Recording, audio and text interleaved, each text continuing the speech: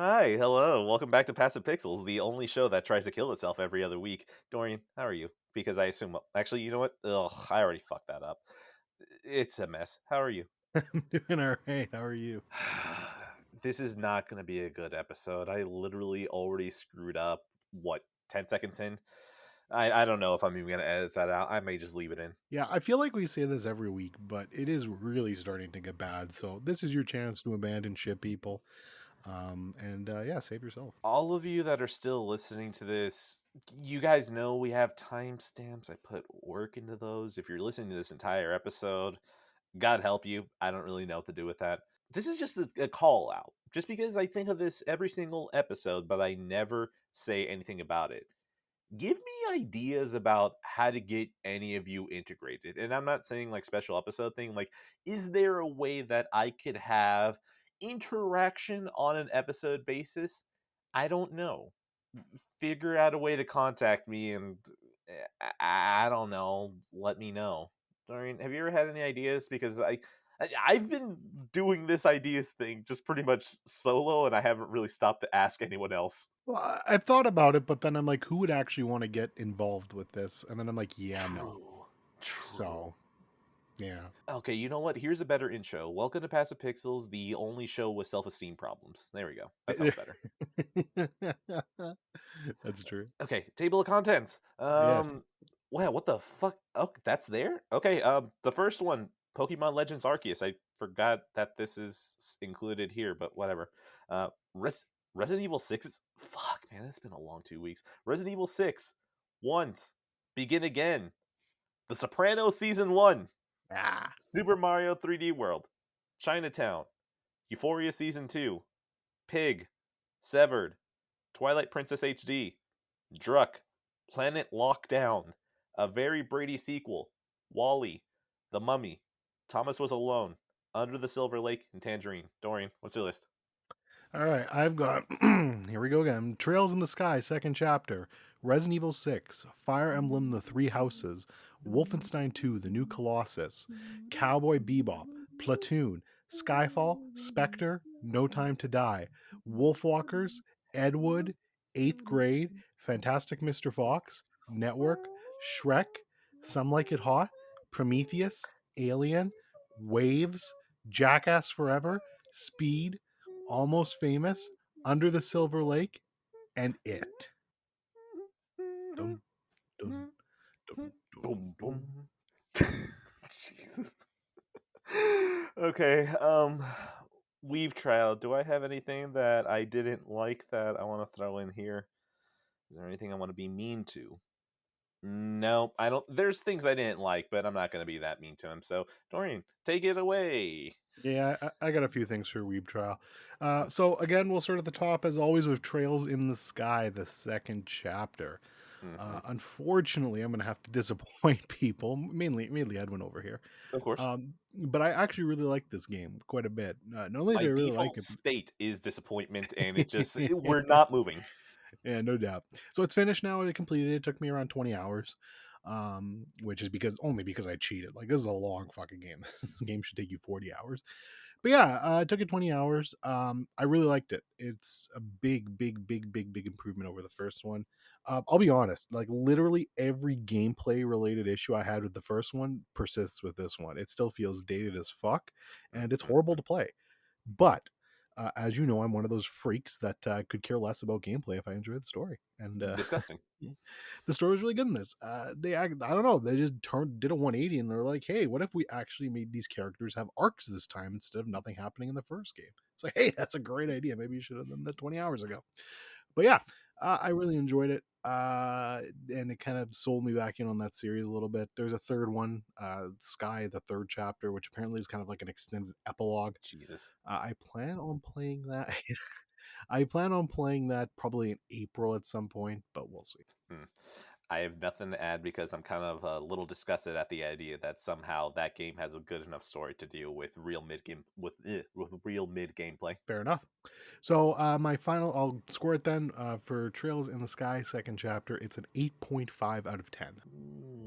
I'm gonna give it a every single day we stray further away from God out of 10. That's a good score. Okay. So next up, Fire Emblem: The Three Houses. Yeah, I'm throwing that in Oh here. yeah, So yeah. look, I played this for honestly, I lasted maybe 2.5 hours. I've dropped it. I'm done with it.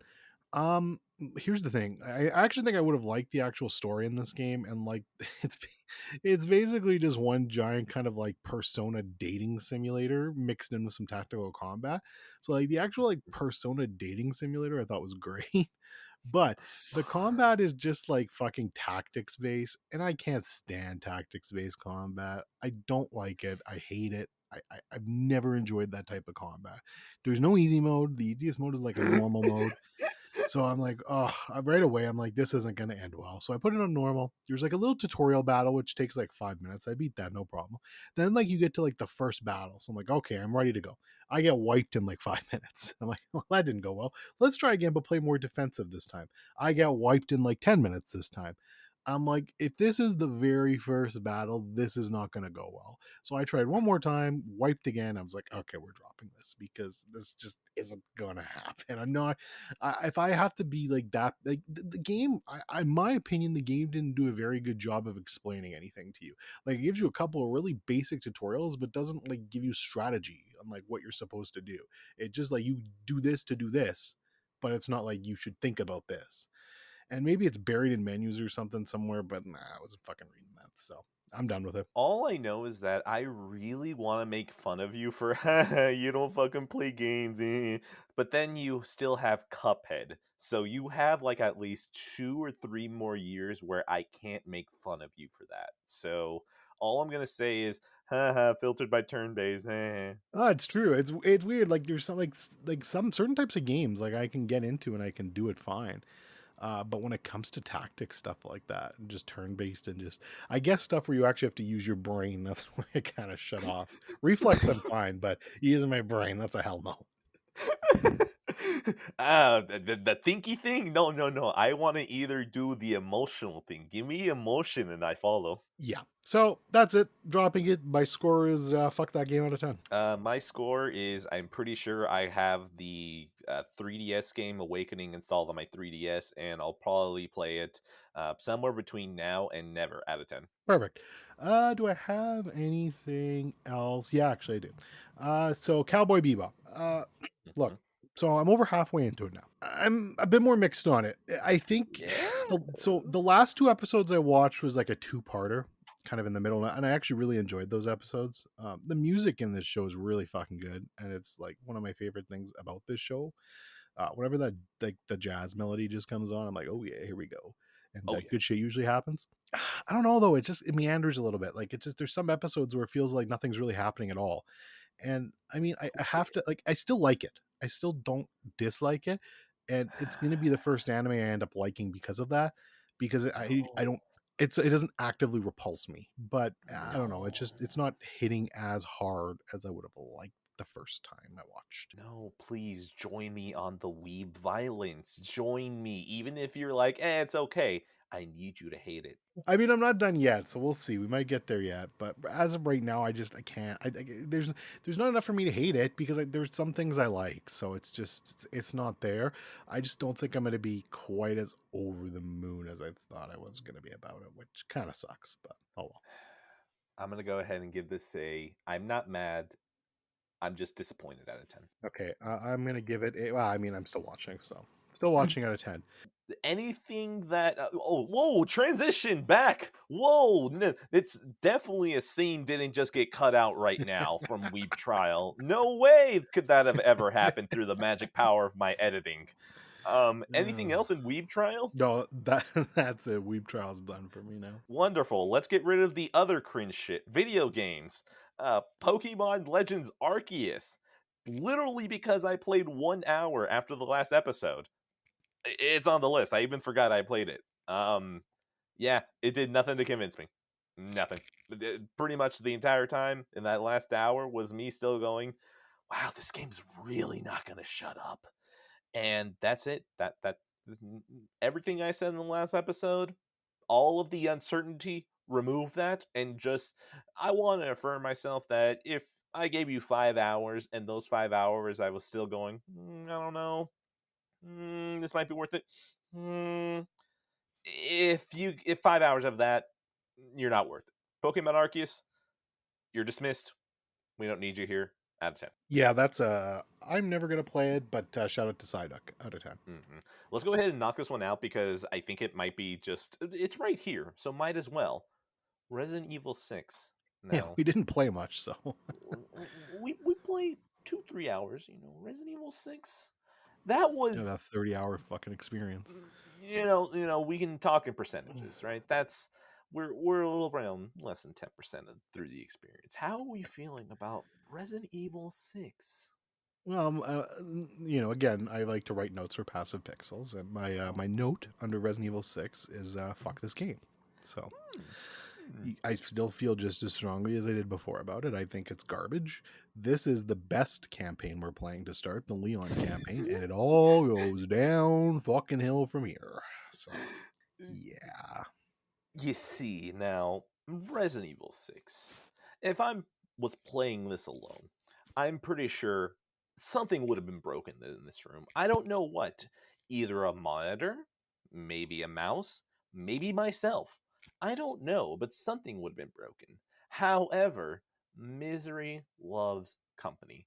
And knowing that both of us were being miserable gave me so much joy because that game is really, really dumb. And just knowing that you put on unlimited ammo, and so we both, like dumbasses, just started emptying our mags because fuck it, it's unlimited ammo. And then we run into zombies and we don't have ammo. I think that this is the sort of emergent gameplay that Resident Evil 6 can give us. The incredible design chops that has gone into this game to give us such moments like this. I don't know, man. I hate this game so fucking much. I hate it, man. I hate it. And like, I don't know, man. Like, it's I just wanted to die. Like, I'm running around killing. There was that one part where you died like fucking 4 times in a row. Yes. And I just was running around. I'm like trying to give you health. There's no one to give you fucking health, so you just kept dying because you had no health. And I was like, man, I would literally rather eat a bullet than play another second of this fucking game.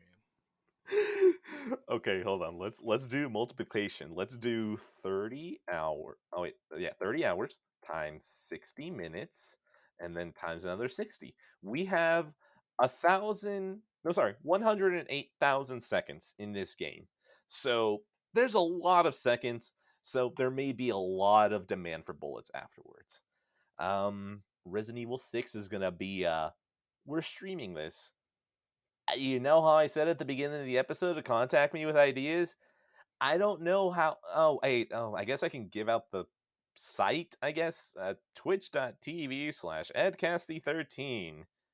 I hate shilling for myself, so I'm not even going to spell it. Out of 10. I'm going to give it a twitch.tv/EDCASTI13.tv out of 10. TI. Did I fuck it up? Oh fuck. Well, whatever. Yeah, You don't want to see this shit anyways. Just fuck off, people. Don't come watch it. Okay. Here's the thing, though. There's a good amount of crossover from the people who watch us be not watch, who listen to us be dumbasses, and then who now want to watch us being dumbasses. Like it's pretty much like a one-way road through. So like it kind of makes sense. I'm just trying to hack into my Spotify account right now. It's probably the Russians. Yeah, Okay. That's 2 video games I knocked out. Take it from here. Sorry, give me 1 second. Oh, it's the Russians. Fucking White Putin is taking it. Sorry, you can edit all this out. I apologize. No, man, White Putin's in. Wolfenstein 2. So I don't know. So after Fire Emblem, I was like, well, I'm cold on that. I'm not going to play that. Horizon Forbidden West on the Gym Station 5 comes out next Friday. So I'm very excited for that. But I need something to play in between there. So I was like, what can we do? So I thought about it, went through my... was looking through games and had some different ideas. And then shout out to Poot. Poot's been on the show before. He's a big fan of this franchise, one of the biggest. So I was like, let's let's give this a shot. He sent me his copy. He was like, I want you to experience this so bad. I'm going to send you my copy. was like, "Wow, that's really nice of you." And that's Wolfenstein 2. That's definitely one way to tell that story. Yeah. So here's the thing: I'm about halfway in, I think, already. Somehow, I mean, I was looking at Jesus. the chapters last night, and yeah, like, I think I've somehow played half already, or maybe like a little bit less than half. But I'm enjoying it so far. So I definitely can understand why people don't like it. Like the story's just there's a lot of story in this compared to the first one, and it gets pretty fucking wild, some of it. And apparently it gets even more wild. So I haven't even hit some of the crazy shit yet. Mhm. But yeah, like I don't know, man. Like the shooting feels so good. Um it looks amazing visually. Like I've got it running in dynamic resolution off, so it's basically a full 4K 60 FPS on these next gen machines. So it's gorgeous. Fucking Phil Spencer. The and yeah, just the gunplay, the combat, I don't know, it feels really crisp to me. There is kind of a stupid hub world part where I'm just kind of ignoring and just going to my objectives, so I don't know, that's just kind of useless for me. It's not as well done as the Doom Eternal hub world was, and I don't know if it's like the jump up from Doom 2016 to Doom Eternal was like big for me, like bigger. I don't know if it's as big with this one, but I don't know, I'm enjoying it so far. Mm. All right, this is where I start getting really negative. Um, Wolfenstein 2. You see, the story bits early on, I was like, ooh, okay, you know what? I'm kind of digging this. But there's a certain moment where, you know what? I apologize, because in this certain climate, if you criticize a couple of things, you may be racist. So, I may pull a bit of a gamer move here, as some of the kids would say, and say that whenever you met the resistance leader, and they have this entire argument, and they have these crazy camera pans, and they're arguing while they're being fired upon, and I was like, I feel like I don't like this. I kind of like that the first game was wacky, but it still tried to take itself seriously. And then this game just kind of goes, somewhat serious. Nah, just go fucking ridiculous. So the story was already out for me there. So then gameplay. Gameplay, I enjoyed playing the original Wolfenstein and this one stealthily. So, pretty much sneak up, throwing knives, taking out the captains, big stuff that I like, right? And then anytime I had to shoot, I would go, uh, yeah, the shooting's fine. I do love being able to dual wield shotguns. That's incredible. I love it. But, I don't like that the changes that they made from the first game to the second game. The second game feels a lot more like it wants you to play it like Doom 2016, but the problem is that your health is not really conducive to the way that Doom 2016 works. So while you feel like you should be running around going head on attacking to shoot them directly, your health is going to fucking dwindle the first time that you try that, and it's like, "Oh, well, cool. I'm not supposed to do that then." I do enjoy the stealth bits, but the fact that so much of the gameplay is telling you, "Hey, you want to play Doom instead?" And then you try to play Doom and the game goes, huh, "You fucking stupid. Why would you even try that?" That grates me with that part of the game.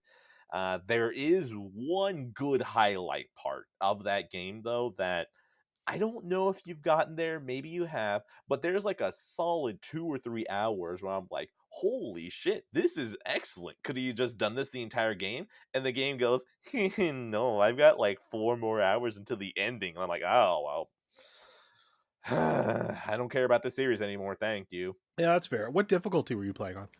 Uh, I don't remember. I think, you know what? I can probably check because, trophies, man. Fucking show me your credentials, huh? Well, while you're doing that, Mhm, I was on the normal. I'm playing on the normal for experience. Like, there's two different normals: experience and mhm, noob normal, I guess. So I'm playing on the middle one, or like the true middle one. mhm. Um, yeah, mostly whenever I can do stealth, I'm like you. I'll just do stealth. It does, like, the shooting feels really good to me, and you're right. Like, you do want to play it a bit like Doom 2016. I haven't had like. There's been a couple areas where I've kind of gotten stuck on. Like one of the last areas I finished before I quit for the night. That was really annoying. Basically, is this a spoiler? Not really. You're in like a Nazi courtroom, and like all these like you just have to like survive, and that was pretty fucking annoying No, because I no, I'll died tell a you few right times there. now that that is the inflection point of difficulty in that game. Like what? Like oh, like that's the hardest. Yeah, no, no, Yeah, easily. That is yeah. probably the biggest. No, okay, actually, I won't say it's the.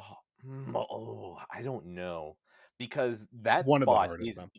that spot is the difficulty curve leading into that is Gotcha. probably the actual worst. Yeah. But there is one section at the end that is also pretty difficult, but because it ramps up, I don't know if it's as difficult. That's fair. Yeah, it was just kind of out of nowhere. Like, and like it really sucks because you start with like almost no health, so you gotta quickly scavenge around and grab health and grab ammo because you're out of ammo too at that point. Like you have nothing at that point, and then Oh they yeah, no, just you have keep. to scavenge. Yeah, you have to scavenge, and they just keep bombarding shit at you. So it just kind of caught me out of nowhere, and that part was really fucking irritating. Hold on, But hold on, hold on. Because we were so close, and you know that we have to have a Metal Gear Solid reference when we can. Weapons OSP. yeah, We gotta have it, man. yeah. And you can never have enough Metal Gear Solid discussion on anything. 19th Amendment. Nuclear weapons. Dharma chief. Nazi. DARPA chief. Dharma. Thinking of Lost. You're that Nazi commander. That was being Nazi commander. A lot of that. BJ Blazkowicz. I love my boy BJ, man. He always acts so normal amongst all the fucking insanity, and I love it. New York was bombed. But yeah, so I'm enjoying it so far. I think it's a lot of fun. But I have not finished, so we'll see where I land on by the end of it. Hopefully I'll have like I still have like 8 days left, so I hope to finish that before then. I think it should be fine. Okay. So I am looking at. Oh, wait, no, that is Wolfenstein 3D. That is not New Colossus. Okay. So there is 1, 2, 3, 4, 5, 6, 7 difficulties in that game. I did right in the middle of the pack. So just do or die. Gotcha. Okay. Yeah, I think I that's either one up from where I am or the same. I forgot, but that's close. Okay. But yeah, that game, it it left me by the time I was at the end where I was like, huh, I couldn't really decide if I like that or not. And so that's enough for me to go, sorry, Wolfenstein, you're getting fridged. Maybe at some point you'll do something that I like. At the moment, though, no. Goodbye, machine games. Mm. So I'm gonna give it a so far a. I'm more excited for Indiana Jones now out of 10. Also, fucking lol, huh? That Phil Spencer again making choices based on things I don't want. No shit, eh? Okay, let's see. Oh, wait, actually, you know what? I know you already gave the score, but um, is there anything you want to go into spoilers wise? Not yet. Okay, fair enough. All right, Nothing, we not will. like that. So that's literally where I left off after that courtroom scene. Mhm. So I don't like there really hasn't like the story's been good so far, but like I mean there's been some kind of crazy shit, but I've heard it ramps up. So I'll go into spoilers on the next episode when it actually ramps up. Fair enough. No, no, I will hold what I'm gonna say because it'll have better context in the next episode. So Perfect. Wolfenstein, I'm gonna go ahead and give that well, Phil Spencer bought it, so that kind of tells you my entire opinion out of 10. All right. I have no games left, so that's it for me. That's pretty good, actually. Fuck video games. I Yeah. have. Well, no, hold on, hold on. I was about to say I have some disgusting ones, but then I realized that the very next game was Super Mario 3D World, so I can't really lead into that. Oh shit, the next game is Zelda Twilight Princess. Fuck. Actually, you know what? Severed. I'm so sorry, Severed. You're no, I don't want to insult Severed. So, Thomas was alone. I'm sorry. You're gonna get insulted now, just because you're gonna be the next thing I talk about. Thomas was alone. No, but that doesn't make sense either because I need. I'm sorry, Severed. You're getting fucked over now. Whoops. Sorry. So Just Severed. sever. Yeah, I know. Okay, so Severed, the people who developed this did Guacamelee, and they also made that new video game that came out on that their Game Pass. Death's no, it's not Death's Door. Nobody Saves the World. There we go. Now Severed is a Vita game. Well, it started as a Vita game, and a lot of the gameplay is just swiping at the screen, and that's pretty much where I tried it. I really did. It's a first person dungeon crawler, and the combat is swiping on a screen. And it's way too close to mobile game bullshit. Like, it's not mobile game bullshit. It's not. But that gameplay was starting to irritate me where it's like, I really don't want to be doing this. I think I got past the first dungeon.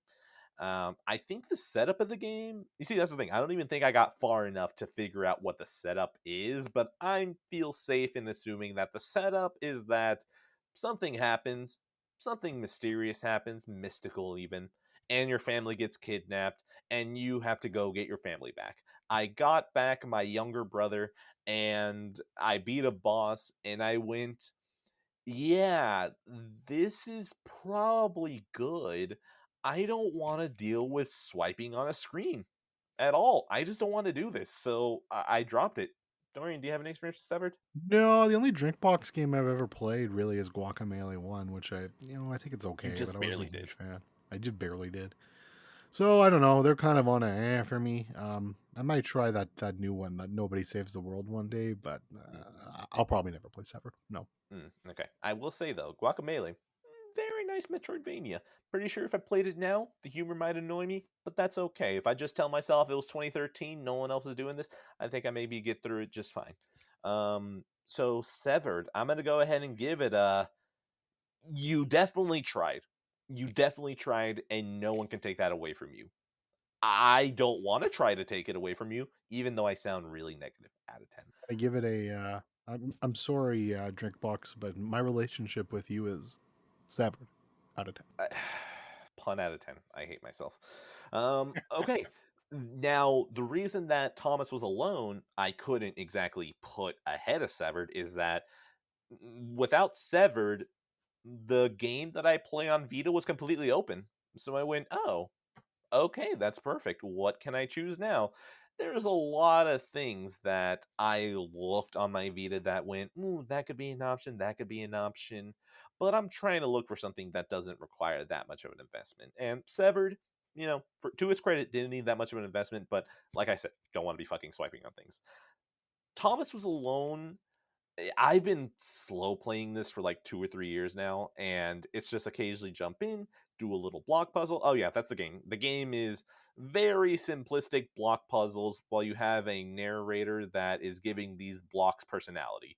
And I think probably because I haven't been back to it, I don't remember what the narrative is at all. So it's literally just me moving around these blocks while you have a narrator going, well, Jessica felt very jealous of Jonathan. Jonathan being the new guy who just came in. Why does he get to be a tall block and jump around like that? Jessica always wanted to see the sky, see the water. And I'm just over here thinking, hmm, maybe if I didn't play this game for the first time in like 18 months, maybe I'd remember which block is which, but also we block puzzles. So it's probably missing the complete impact it could have on me, but I'm still enjoying it enough to keep going because simple block puzzles on a handheld, good. Simple block puzzles on a mobile game, fuck off. I don't need you in my life. Yeah, that's fair. I can't.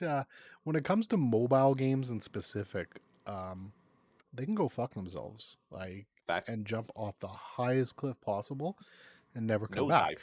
But if you take that exact same mobile game and you put it on a portable console, then I'm like, cool, that's a game. Oh my god, there was one free game through PlayStation Plus for Vita that was literally just matching things, and it didn't even use the controls. It was just on the screen, right? That the touch screen.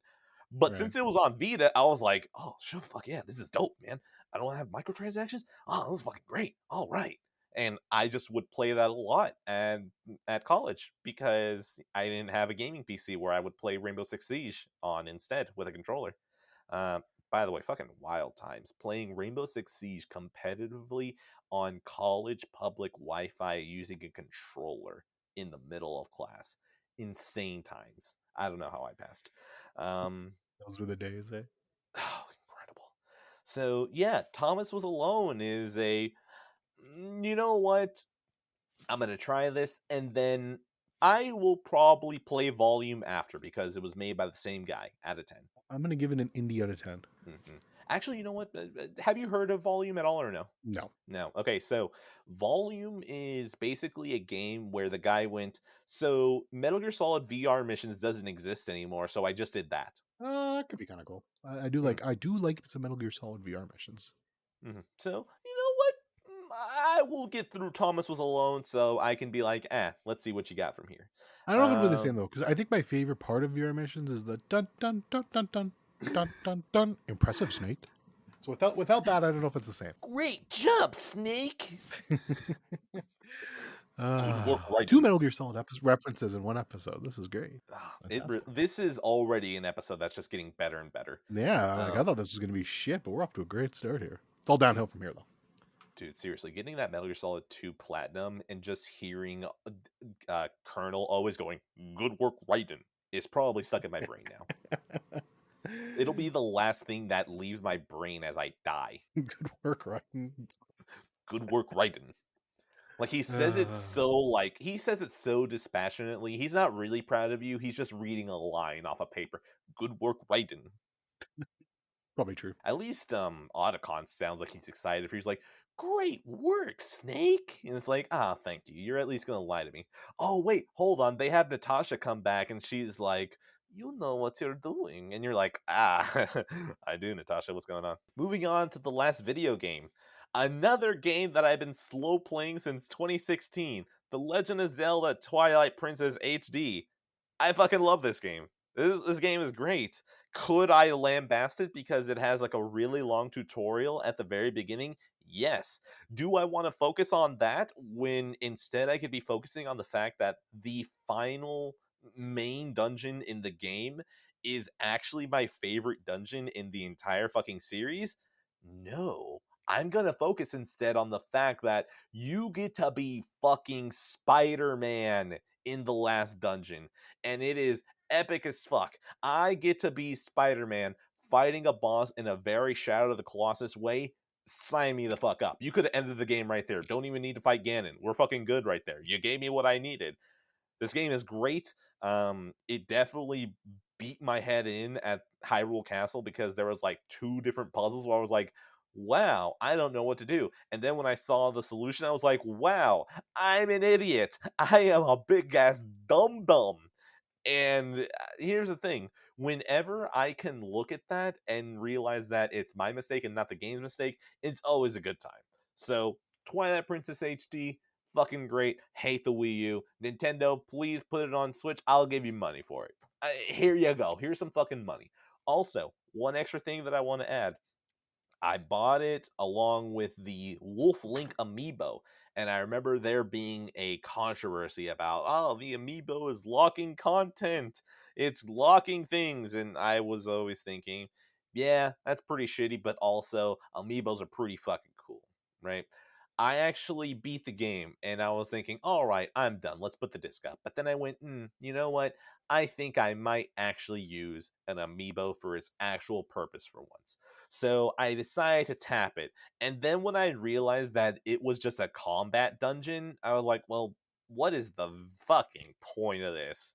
I don't want to do this. So I decided to take out the disc, put it back in its case, disconnect my Wii from the power, and just think, I hope I never have to use you again for actual Wii U purposes. So, Twilight Princess HD, Spider-Man plus Shadow of the Colossus out of 10.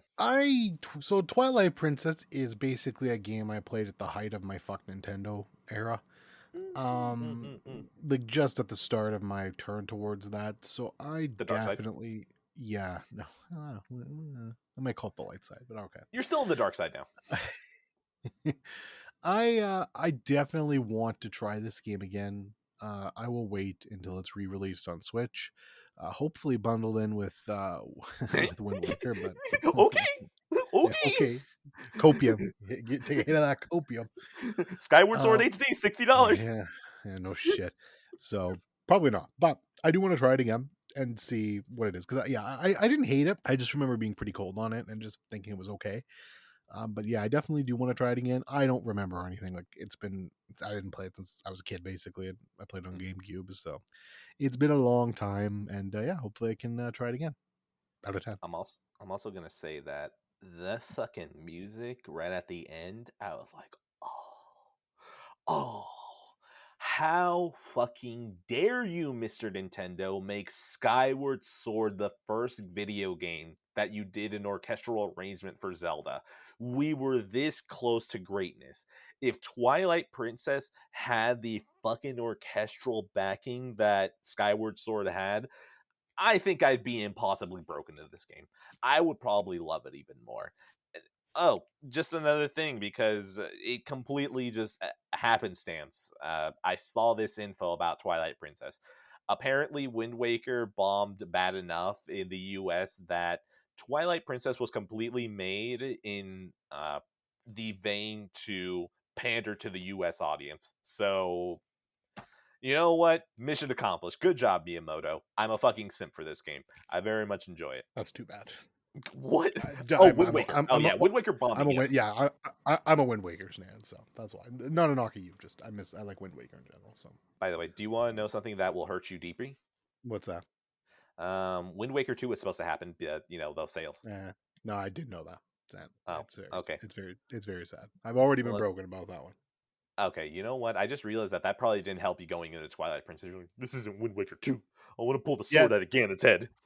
yeah, maybe. All right, we done with discussing video games? Is that it? Wii U sucks out of 10. I still have one more video game. Oh, do it then. Super Mario 3D World. Wahoo! Oh my god. Whoo! I've been playing this on that there Switch OLED. It's really pretty on there. But you know what? I just want to throw something out from Super Mario 3D World.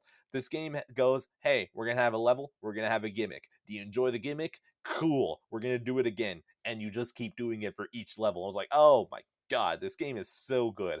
I'm so happy that this game is now on a platform that doesn't make me want to blow my brains out. I literally have a copy right over there. Like, it's a Wii U copy. I could have played it on Wii U, but I went, no. Give it to me on Switch. Give it to me on OLED. Give it to me portably. We're good. And you know what? I love this game. The little that I played of this game isn't because I don't want to give it time. It is literally because I'm like, no. I'm burning through this. I need to savor this. And it's been a long time since a game has gone, hey, you should probably slow down, really enjoy this. And I go, you know what, Mr. Wahoo? You're right. I'm going to slow down. We'll regroup on this. And you know what? This game is so good that even though Donkey Kong Tropical Freeze is installed on my Wii U, I am considering about buying it on Switch because when you put it on a platform that I actually like to deal with, things happen. Things happen, baby. So to further continue the trend of disappointment, I'm not a big 3D world guy. 3D Land, 3D World, whatever the fuck it is. Now I played it on Wii U. I haven't played the Switch version. I have heard that they increased the speed, the walking speed in the in the Switch version, which is nice.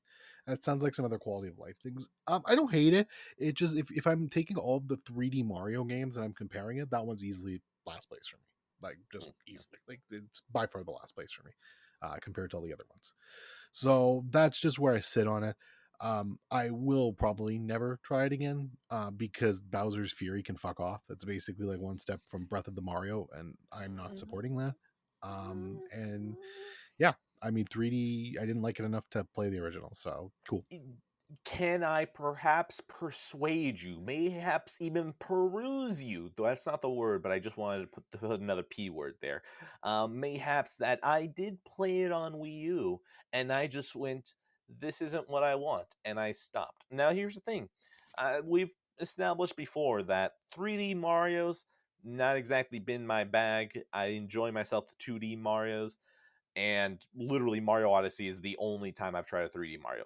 By the way, I have 3D All Stars installed on my Switch. Please get off my back. I'll get there, okay? I swear.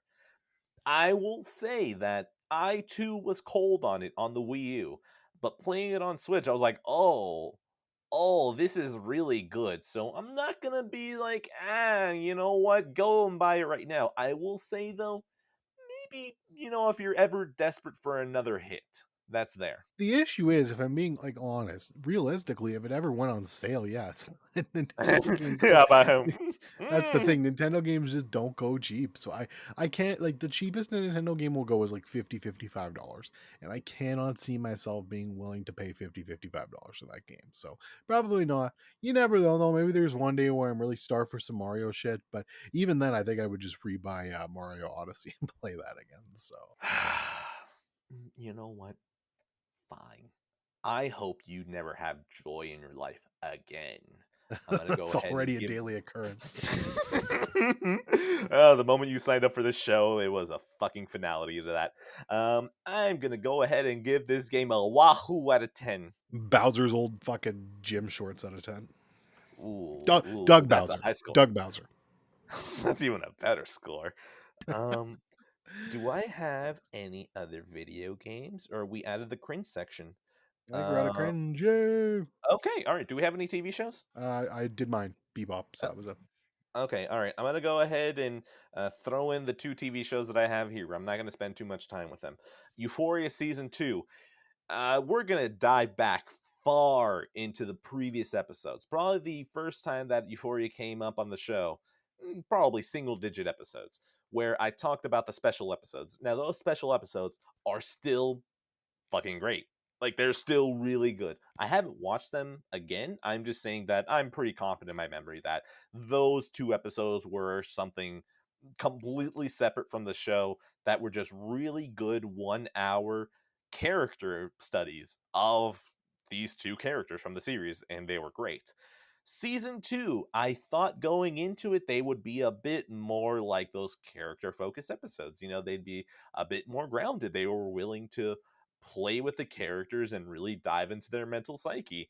And then season 2 goes, lol, nah, you want to see these characters be complete trash bags again with even better cinematography? And I went, fuck yeah, of course. So, Euphoria season 2, I don't know. I think people, I say people, but honestly, they don't exist. They're just words that exist on Twitter. Are people like, I'm complaining about this, blah, blah, blah. Here's the thing, go watch a CW show. Go watch a CW show and realize how bad that is, and then go watch Euphoria, and you're like, oh wow, huh? I was fucking living like kings. You put me back in poverty? Oh god, please send me back. Euphoria season 2 has been fun. I don't even need to get into details because honestly, I don't care about the details. All the characters are teenage shitbags just being complete actual assholes to each other. They're all addicted to drugs. They're all cheating on each other. And I couldn't be happier than a pig in shit. And also, the cinematography and the music, fucking hot. Incredible. There's one character who is an absolute. He's probably the worst person on the show. Like, literally the worst person on the show who has done illegal shit where it's like, wow. Oh, wait. Oh, you know what? I'm just going to throw this out there. Child pornography. Yeah, that's him. Fucking terrible. But here's the thing, he has a montage that gave me like 4 or 5 new 80s songs that I've never heard of that I toss on a playlist, and I was like, you're a complete shitbag. I can't wait to see more of you because you have incredible music taste. Please keep feeding my playlist. So Euphoria season 2 is gonna be a glorious, glorious, don't touch my trash out of 10. I'm wanting to try this, and I will be trying this soon. I'm just finishing up Cowboy Bebop, and then after Bebop, I've decided I'm going to try Euphoria next. I still have no idea how it's going to land for me, but Agreed. but I will say one thing that you said. Well, there's a couple things. First of all, there's a movie we'll talk about later that Sam actually said, "Hey, because you really, really loved that, there's maybe a slight more chance you'll like Euphoria." So that's interesting. Correct. And then beyond that, what you just said about the CW shit, it was terrible and I couldn't keep watching it, but I did find some enjoyment in the first season of Riverdale. So Really? I did. There was some level of enjoyment there. So we'll Shit, just you might like Euphoria. we'll say those two things and there's a chance, but we'll get to it when we get to it out of 10. That movie in particular, well, fuck it. Why we don't need to keep it a Waves. The fact that you like Waves, like I try to like making my recommendations to you punctured, where it's like Ah, fuck, that was really good. I don't want to flood you. I don't want to flood the zone with recommendations. But the fact that I did not know about the Riverdale connection now makes me think Euphoria has a better shot than I expected now. I'm not ready to get fully behind it, but there's more of a chance than I expected now. Fingers crossed. Cinematography out of 10. Do you want to give a score or no? Did I give it a score? I thought I did. Oh, you did? Oh, okay, cool. Then maybe I'm just not paying attention. We're gonna Yeah, go. we'll get to it out of 10. That was my score. Fair enough. Woke up this morning, got yourself a gun. I watched The Sopranos. Finally started it. Um, I'm gonna be very controversial. I'm gonna Oh, say, I'm oh. gonna say, I like the show. Show's Damn, that's a really hot take. good. Yeah, I know. Someone likes The Sopranos. Call the police. It show's really good. I'm 4 episodes in. The reason that I'm not gonna run through this show is that I had watched Mr. Robot with my wife, her sister, and then her husband. So we hadn't done that in a while, right? I think we tried Westworld season 1, that worked out. We tried Westworld season 2, bust. And after that, we didn't really do that. And we kept talking about making The Sopranos the next show for that. And you know what? It was the right move. Sopranos, holy shit. Oh my god. This show is great. I was actually really curious about the show. I was like, you know what? This is shot kind of strangely. Why is that? And then I realized that the show, it was just in my head. It just looks like it's old, and I think maybe that's what was tricking my brain into thinking, was this filmed in 4:3, and then they did the Friends thing where they pan and scan to make it 16:9? No, apparently they had the foresight to actually film that show in 16:9. So all of it is the actual frame you should be watching, which was actually pretty fucking cool to find out. Hey, look at me. I'm talking to The Sopranos and I'm talking about the fucking camera work instead of the actual mob shit. The mob shit's great. I love it because so far in these 4 episodes, it just looks like if someone went, what if Scorsese, but it goes on and on and on and on. Yes, I understand the reference that I'm making right now. That was intentional. So yeah, Sopranos is dope. I'm enjoying this, and I can't wait to watch more. This actually is a show that, if there's literally no plot thread that pushes the entire story forward, and it's literally just mob story of the week, I will still be happy with this. We'll see if in a couple of months I am eating my words and I'm like, oh my god, move the plot along. But for now, I can see this going on for a good 6 seasons and I'll be happy. Yeah, the biggest compliment I can give to Sopranos is that it's basically like the Godfather of television for me. And I say that in the sense of The Godfather is not like one of my it's not like a top 20 movie of all time for me, but I respect it so much, and it's definitely in my top 50. And both of those movies, the first two, and what they do for cinema in general, and just how fucking stone cold like classics they are, and what they did at that time. Mhm. And Sopranos is that exact same thing for me. It was the first big TV show that basically took, okay, we're gonna make TV, but we're gonna make it like real fucking good. And at that time, there was nothing else. I think The Shield started around the same time on FX and kind of put that station on the map too. And I love The Shield, Mhm. but there's no doubt the influence that The Sopranos had and still has to this day. So I'm very Correct. excited for you to keep watching it and giving your takes on it. So I am now convinced that Sopranos is what started the main character goes to therapy trope in TV shows, Very likely, yeah. because it's the first thing I've seen. Well, okay, it is the oldest thing I've seen so far TV wise. I think actually in general, but also the first show that I've seen with that trope. So first off, if The Sopranos did do that, shout out to The Sopranos. Got to be one of my favorite TV tropes is going to therapy. So yeah, Sopranos, look, I understand what you mean in your Godfather comparison, in that if you look at the history of the Godfather in relation to cinema beyond that point, the Godfather is an important inflection point. it just grates me a little bit because I feel like even though it is very mob show, I I feel like I liken it way more to a Goodfellas or a Casino than The Godfather, because The Godfather feels like it has so much weight in the way it handles itself, that with the way that kind of The Sopranos can wink and laugh at you a little bit, it feels way more Scorsese than it does Coppola. But like I get what you mean in the importance to the medium and how it fits. Yeah, I don't. Yeah, like when I'm comparing The Godfather to The Sopranos, I'm not talking from an actual content perspective. I'm just literally talking Relation to about the what it medium. did for the medium. You're right though; Okay. it's far more similar to a Goodfellas in terms of the actual content. Absolutely. Okay, good. All right. I did want to clarify that because my brain was just like, I would love to see the argument.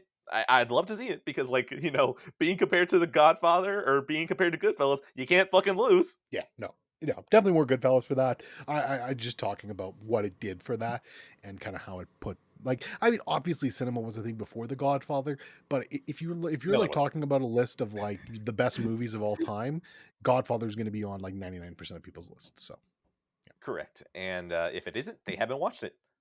right. Or you're Brandon. Shout out to Brandon. No shout out. None.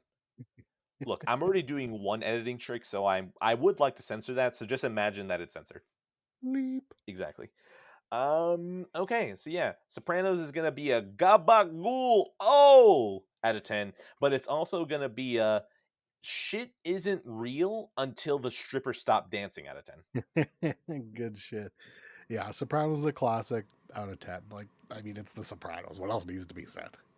Exactly. Now, for movies, do we just want to send the ones that we don't care about to slaughter now, or do we want to start with things we like? To be honest, honestly, I kind of pretty much like everything on my list. So but we can obviously just do stuff that we don't care as much about. Just to clarify, because I actually don't really hate anything on my list. But yeah, Okay, no, because that's the thing. I have maybe one thing that I'm just like, that was real mid.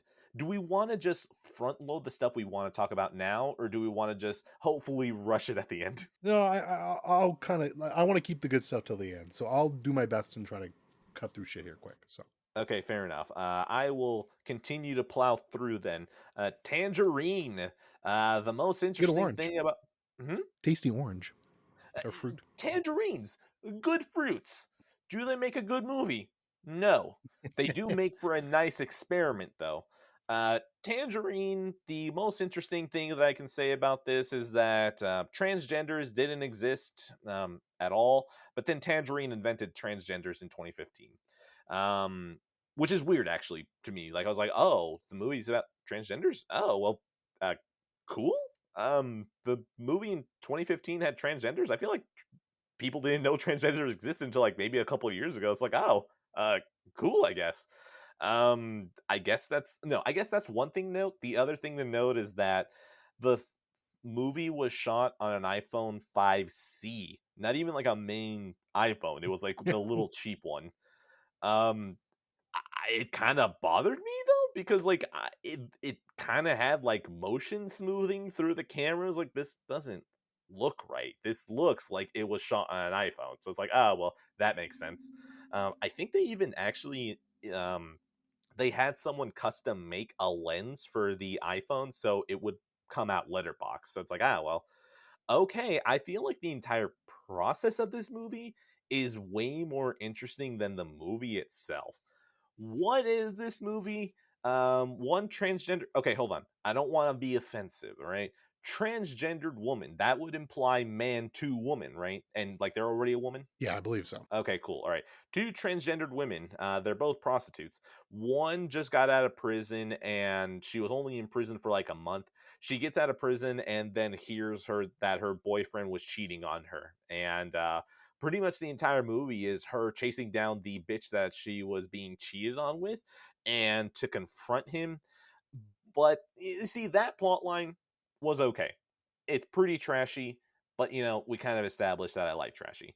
I feel like my biggest hangup with the movie is that a lot of it just feels really lackadaisical, and there's a completely other narrative about an Armenian taxi driver that they show like 6 segments of him, before you finally figure out why he's even important to the story. So for about the third one, I was like, "Oh, you're not going to tell me who he is?" And then the fourth and fifth one, I was like, "Why can't you just tell me who he is to this story? I don't fucking know who this man is. You already got me in with the transgendered women. Like I like them. Well, I don't know if like is the right word because I was thoroughly entertained by their trashy sensibilities. But this Armenian guy over here is like, what are you doing in this story? They eventually introduce why he's important to the story, but by that point, I was like, I don't really think I care. Honestly, I got an hour into this almost 90-minute movie and I just went, I think I gave up. I really just did. I don't know if I had the capacity anymore for movies that don't interest me to catch my attention the entire time now, and that was Tangerine. Uh, yeah, it just felt like a very interesting experiment more than anything else. I would love to see how this movie was made though, because the idea of them shooting it on an iPhone makes me wonder, okay, was it one iPhone? Was it multiple iPhones? So how the hell did you shoot coverage? Did you have people have their performances in one way and you told them, hey, we need you to nail the performance the same way again? Like my editing brain started going of like, okay, how did you cut this person saying this one sentence in this one shot and then you cut to another? Did you just mute the audio going through? Like there's so many different things that was going on in my head from a technical standpoint that I just stopped paying attention to the movie that was presented to me. So yeah, Tangerine. I don't recommend it. I still need to see the special effects on, sorry, not the special effects, the special features of how this movie was made on YouTube. And I'm gonna go ahead and give it a huh, Tangerine invented transgenders out of 10. So I don't really have a lot of interest in that movie, especially after what you said and some other people have said. Mm-hmm. The only thing I can really add to this is it's funny you mentioned the whole iPhone thing because there's a movie that's been coming up a couple times recently called Unsane. I don't know if you've heard of that one. I have. Yeah, by Soderbergh. And it was all shot on an iPhone too. And I think it was a lot higher quality of an iPhone than a 5C. Yeah, the movie Um, just came out not long ago, so like it would be a better 2018. one. 2018, yeah. So 5 years ago. Wait, seriously? What the Or fuck? That's terrifying. yeah. It's interesting though. I actually saw that movie in theaters, and I just remember not really being able to notice that it was shot on iPhone. So I thought that was pretty impressive. Okay. Best compliment I can give it. I mean, the movie's not amazing. I think it's pretty good. But and I haven't thought about it much since then. But whenever I bring it back up in my head, I'm like, oh yeah, I did see that, and it wasn't bad. So I Hmm, mean, credit for uh, that. an iPhone 7 Plus, so literally two iPhones ahead. There you go. Okay, well, I did not expect to ever think about Unsane again, but here we are, I guess. Um, so yeah, Tangerine. I don't think there's anything else. I already gave my score, right? Did you? Oh yeah, I'll take the fruit out of 10. Okay, perfect. All right, off to you. Okay. Let's talk about Platoon. Platoon, the classic Ooh. war movie. Look, this movie's pretty good. I did not hate it. In fact, I quite liked it. I think though I've been watching a lot of war movies lately, and this one in comparison just wasn't as good. Didn't hit as hard for me. Could Ugh. also be just a bit burnt out on the genre in general. So I'm definitely gonna take a little break from the war movies. I think. But it was still good. I enjoyed it for sure. William Defoe was fantastic in it. I thought he was the star of the movie for me. I really enjoyed his performance in this. He's a lot younger in this too, but I mean, he just brings it so hard in every single movie he's in. Mhm. It was great to see a young Charlie Sheen. Yes, I Yeah, think so. thank you. Yeah, it was good to see young Charlie Sheen here, especially after his dad Martin Sheen was in Apocalypse Now. So it was kind of cool. They both Yep. had their own. They both had their own little war movie, so I thought that was neat. And yeah, I mean, it just this one, it was certainly heavy as all war movies are, but it certainly What? No wasn't nearly. way. What's that? What? No Yeah, I way. know, right? Yeah, A but it war wasn't. movie heavy? Yeah, What? but it wasn't as heavy as some of the ones I've been watching lately, like Apocalypse Now. So that was appreciated. It was a little bit lighter as far as war movies go, anyways. So, but enjoyed it. It was a good watch, and not sad at all that I did. Mainly the only reason I want to watch this is because I need to finish the Sheen War collection. And then after that, I'm going to watch Hot Shots Part 2. There you go. That's a pretty good reason. Yeah, you haven't seen it yet, so I guess we'll table that for more discussion until you do. So that's all I have to say. It's a 3.5 out of 5. Okay. I'm going to continue the train of negativity. Planet Lockdown. Um, The no fuck is that? one. It, that is actually the crux of my entire conversation, right? So I went to go have dinner with my parents, right? They had gift cards. They're always getting food gift cards because no one ever knows what to gift them. And of course, in proper parent fashion, they're like, we don't know what to do with this gift. You gave us this gift. We're just going to give it back to you. So, having dinner with them, I try not to complain because I'm pretty sure even if I give them the gift, they're just happy to spend time with me. So it's like, you know what? Okay, fine. It's a good excuse. So we're sitting there, right? And my parents are talking to me about, yeah, we watched this movie called Lockdown. No, sorry, they called it Locked Out first. Locked Out. And I was like, oh, Locked Out. Isn't that like Schwarzenegger, Stallone movie where they're locked in together or something like that? And they're like, no, it's a documentary, but then it turned out to be just a movie. And I was thinking, what? That's just fucking weird. Okay, you guys need to show me this movie because I've never seen this. Now, here's the thing. They have if people know what hacking a fire stick is, it's kind of like that. So there are movies uploaded there. By the way, I just for the record want to show, even though I have a record of doing stuff like this, I did not install this for them. So they went out of their own volition to find this. So Planet Lockdown is that movie. Now, I'm going to read the description of this movie. By the way, I just feel like it is funny. I think Planet Lockdown on Letterboxd has 4 people who have logged watching it. So I am 25% of the people on Letterboxd who have seen this movie. There's only one review of it. So I'm going to go ahead and read the description. Planet Lockdown is a 90-minute documentary on the situation the world finds itself in. We spoke to some of the brightest and bravest minds in the world, including epidermatologists, scientists, doctors, lawyers, protesters, a statesman, and a prince. These brave souls had the courage to speak truth against all odds and inspire us to do the same. We must have the courage to overcome our fears. Once we do, it gets easier every time. Now, why did I read that entire description? Because if you asked me to describe the movie I watched, that is not the movie. So either the shitty movie that I saw wrote a completely false description that tricked my parents into watching easily one of the shittiest movies that I've ever seen, or someone uploaded the wrong movie in the wrong title. I don't really know, but I like to pretend like they totally lied to people with their name and with a wrong description. What the fuck is Planet Lockdown?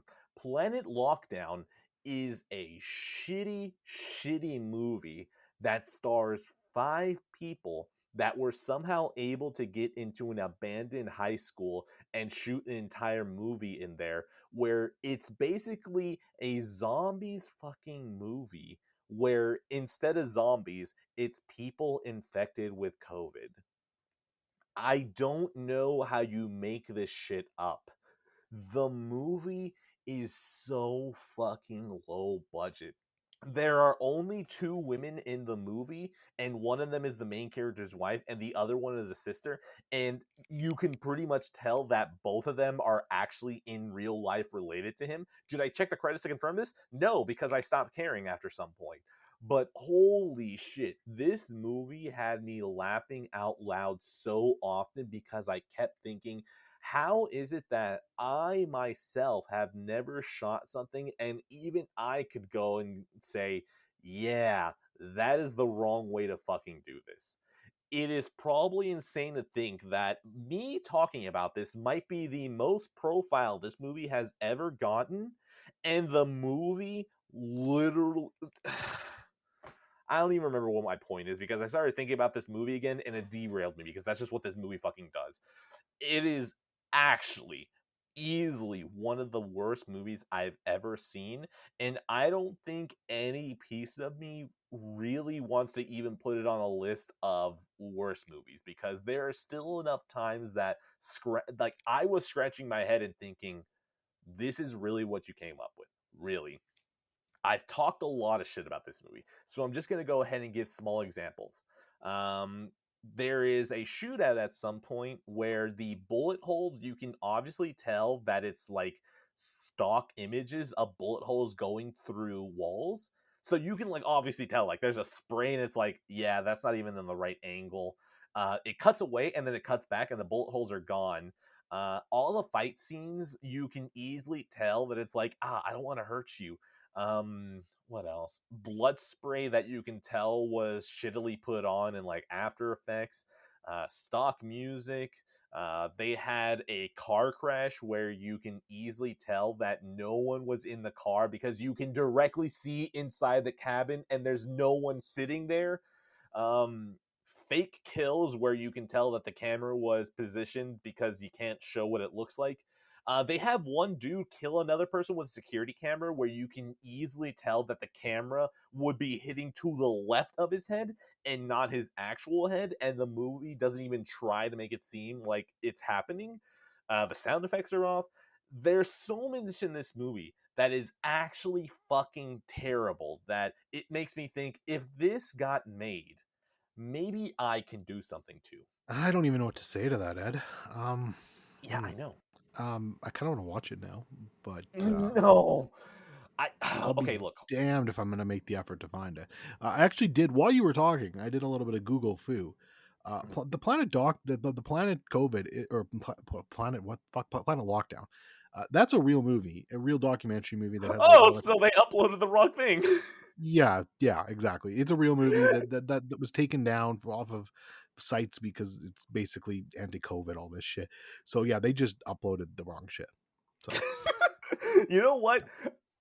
I want the record to show that I want to cut out what you said, but I don't want to make more work for myself. So everyone, ignore what you heard from Dorian. Okay. yeah, that's literally all I have to say about that. I'm sorry that you had to experience it.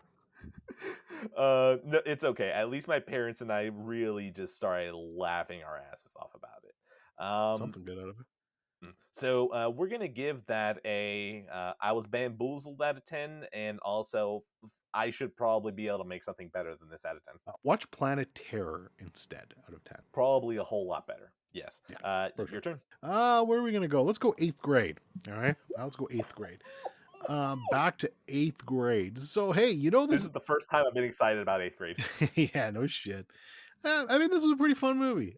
Bo Burnham, man, like I've never listened to the guy's comedy.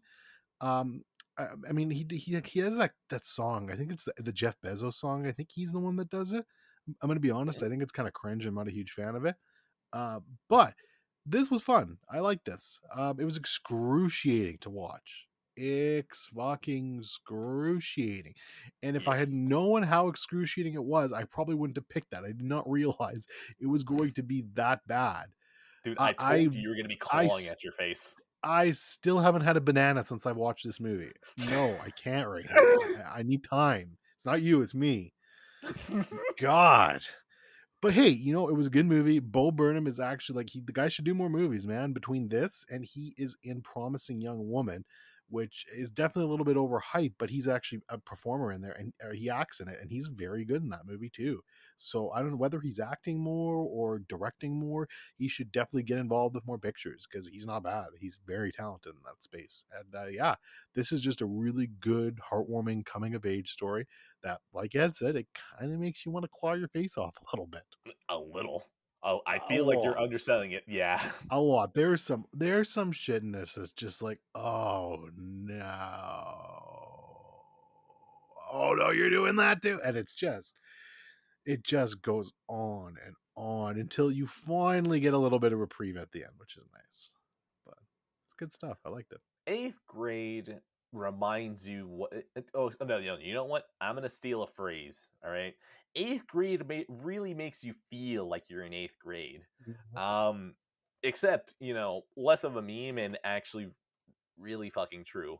Um, eighth grade is such an awkward piece where you feel everything that the main character does, and you are transported back into middle school, except now the hellscape that most middle schoolers have because the internet exists, and there's actual verifiable proof that middle school did exist.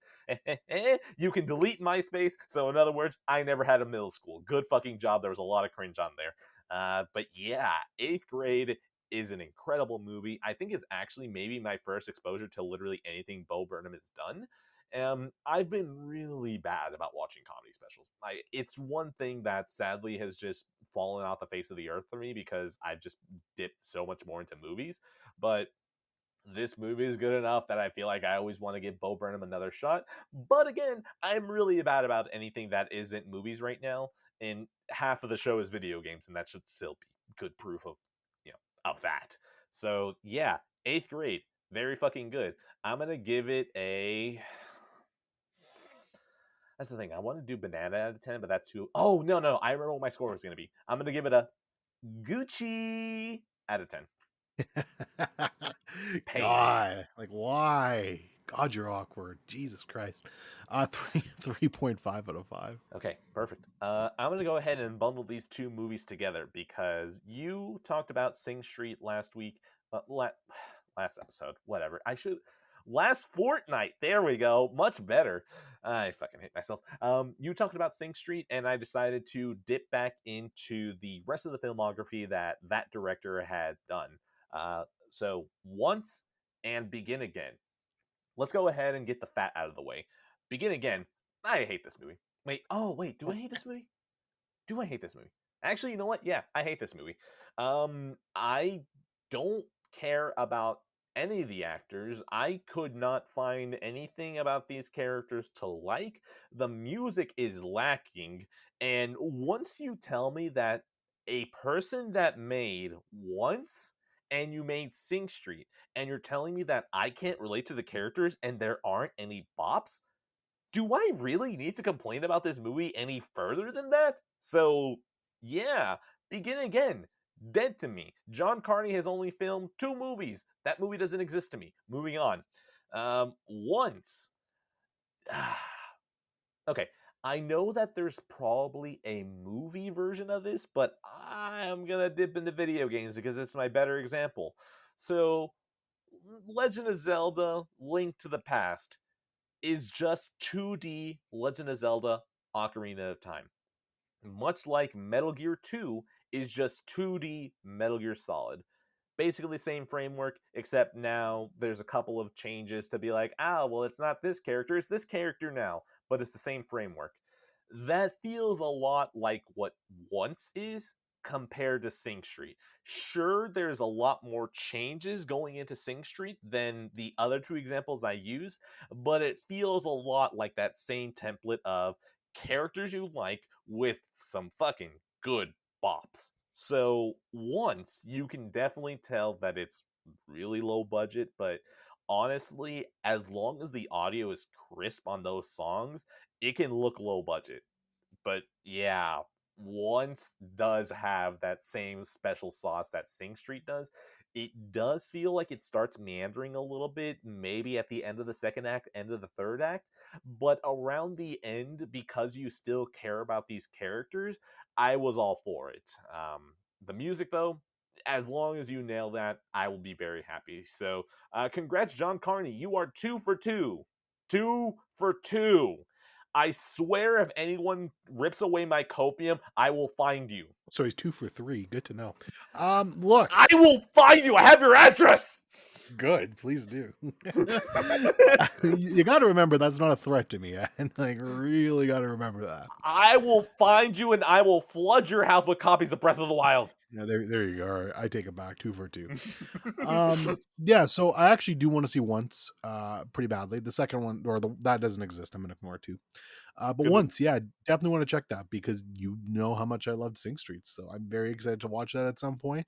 It has been added to the watch list and it will be consumed at some point very soon, hopefully. Until then, I don't have much else to say on it. Just that Sing Street was still incredible. That's all I have to say. And fuck you if you didn't watch it or if you haven't seen Got, it. There you got it. I don't think I gave my scores. Maybe I did, but go. No, whatever. you I'm gonna didn't. do it No, again. you didn't. You're good. Oh, okay. All right.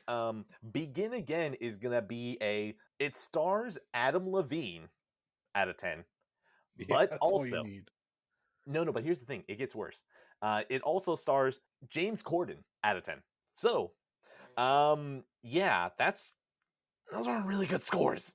Okay. And then Once is gonna be a. Ooh, let me find the song name because I want to find the song name properly and give that my score.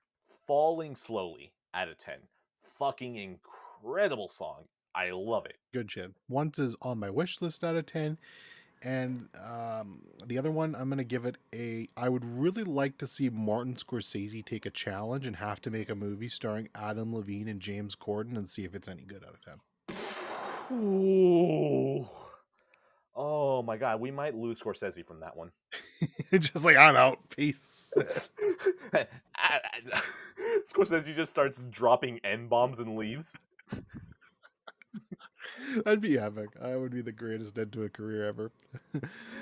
All right. Well, I'm gonna bang out 3 right now. Let's get these Bond movies done. Skyfall, Spectre, and No Time to Die. Oh yeah. Okay, So go for we've it. talked about so much Bond on here before, so I won't go Mhm. too in depth on it. But let's talk. And there's a whole special episode on No Time to Die, anyways. But here we go. Skyfall. I mean, look, Skyfall is not only the best James Bond movie, it is one of my Yep. favorite movies of all time. That's just Yep. the way it is. It's still incredible. From the very opening shot in this movie, you know you're getting something different with that beautiful Deacon cinematography. It's just stunning visually, and you just know you're in for a different experience here. Then you get to the song. I mean, there's nothing more iconic than Adele's theme song here. It might not be, maybe it's not technically the best Bond song of all time. I don't know. I'll let the Bond nerds argue that, but I don't know if there's a more memorable one at this point. And for my ears, it's Hmm. absolutely incredible. Oh man, I feel like both of those could be argued because like there are songs that everyone I feel like Live and Let Die is like a song that everyone kind of knows and then people find out afterwards it's a Bond song. That, I see, you could be right with that. That's fair. That's fair. And I should say, I'm not saying it's the most recognizable. I'm just going to say one of the most. We'll okay, just put yeah, it that there we way. go. I can agree with that. There we go. And then the only like one of the big things I want to touch upon is when I see people knock this movie or like give it negative points, it's usually People about the knock end it. and how it goes kind of home alone. And I gotta Oh, say, great. I love it. I love the Yeah. ending to this movie so much. It's so much fun, and they do it in such a perfect way that just somehow it's ridiculous, but it doesn't feel ridiculous. And I don't know, it just gives it such a closing chapter to it. You've said it many times, but it's such a cool meta piece on just him examining basically in a world where there doesn't need to be Bond. Like he's kind of obsolete at this point, Hmm. and they do such a great job kind of exploring that idea. Uh, and then the biggest of shout outs to Javier Bardem, who just basically plays Jaws in this movie once again. And he's so fucking menacing and so great in this movie. And just you could not have cast a more perfect person for this. So, which to be fair, even my issues with Spectre aside, which we'll talk about in a second, like they really did nail the villain choices on all of these movies, all of the Bond movies. They did amazing jobs with all of them. So yeah, I absolutely adore Skyfall. Nothing has changed, and so we can title this the Sean Mason appreciation thing once again. Sean Mason, thank you so much for that steelbook. It is gorgeous. Sean, you're a wonderful man. I'm sorry that you probably are like, well, we're all pretty good. I don't know if I agree with you there. You're probably definitely better. Yeah, You're some probably of gonna us are disagree with just a that. little bit better, Yeah, everyone is pretty equal, but some of us are more equal than that. and that's Sean Mason. So Mhm. Skyfall's amazing. You have anything else you want to add? Just No, gloat about it some more. I that's the mean, we thing. I talked just about it so really much like this already. movie. I love me some Sam Deacons, Mendes, Roger Deacons. Deakins collection. I collection. I said connection. I meant connection. Jesus, this is gonna be terrible. Here's the bad Um, part of the show, folks. oh, do you mean the entire thing? Yeah. Except whenever we praise Sean Mason, those are my favorite Yes, parts. that was the best part by far. Mhm. But yeah, this I don't know, man. Skyfall is really good. I love this movie. Anything that I said in the Bond episode, I feel would cover it more. But yeah, I love the meta aspect of this movie very much, and I like that it's still a good Bond movie even through the meta. I love it. Agreed. So, Skyfall, I'm going to bang that off 5 out of 5. That is cinema at its finest. Hmm. You want to rate it? Oh yeah, you're right. Listen to the special episode out of 10. There you go. Okay, Spectre. Um, Spectre. Ah, Look, Spectre. for the longest time, I've said Quantum of Solace is worse than Spectre. I'm not even going to argue that anymore. I'm just going to put Quantum of Solace equals Spectre. I hate both of these Equal. movies. Fuck you. I hate this. Even I think I hate Spectre more this rewatch than I did with Quantum of Solace. So they're on the same level for me now. Spectre is just so fucking boring, man. Like, it's so fucking boring. And I actually feel bad because I actually went and looked. I'm like, who's the cinematographer that got fucked with this? Because there's actually some nice shots in the movie. I actually think there's some gorgeous shots in this movie too. And the guy has done a lot of shit. Like, he did Interstellar. He's done a lot of really good fucking movies. So this is just a pure shit script through and through. Like, it's just an awful fucking script that never should have been made. And you fucking take you take great actors like Leia Sadeu. I don't know how to say her fucking last Sido. name. Sado, thank you. And Christoph Waltz. You take these great actors and you just give them fucking jack shit to work with. And this is Spectre in a nutshell. So broken at a script level for me. There's so much wasted potential here because you're finally doing a story about Spectre and you blow it like this. And I've said this a million times before, but fuck you for not using the Radiohead song. I will never forgive you. Fuck everything about this movie. Okay. All right. First off, the cinematography. I do want to talk about how there's one nice shot that always sticks in my head, and it's in the car chase in Italy. And they have this very nice wide shot, and both of the cars drift from the left frame into the center frame. That always sticks in my head. I'm like, ooh, that was really pretty. And it's probably one of the only lasting images that I have of that movie. The other thing I also want to say is that Spectre fucking sucks.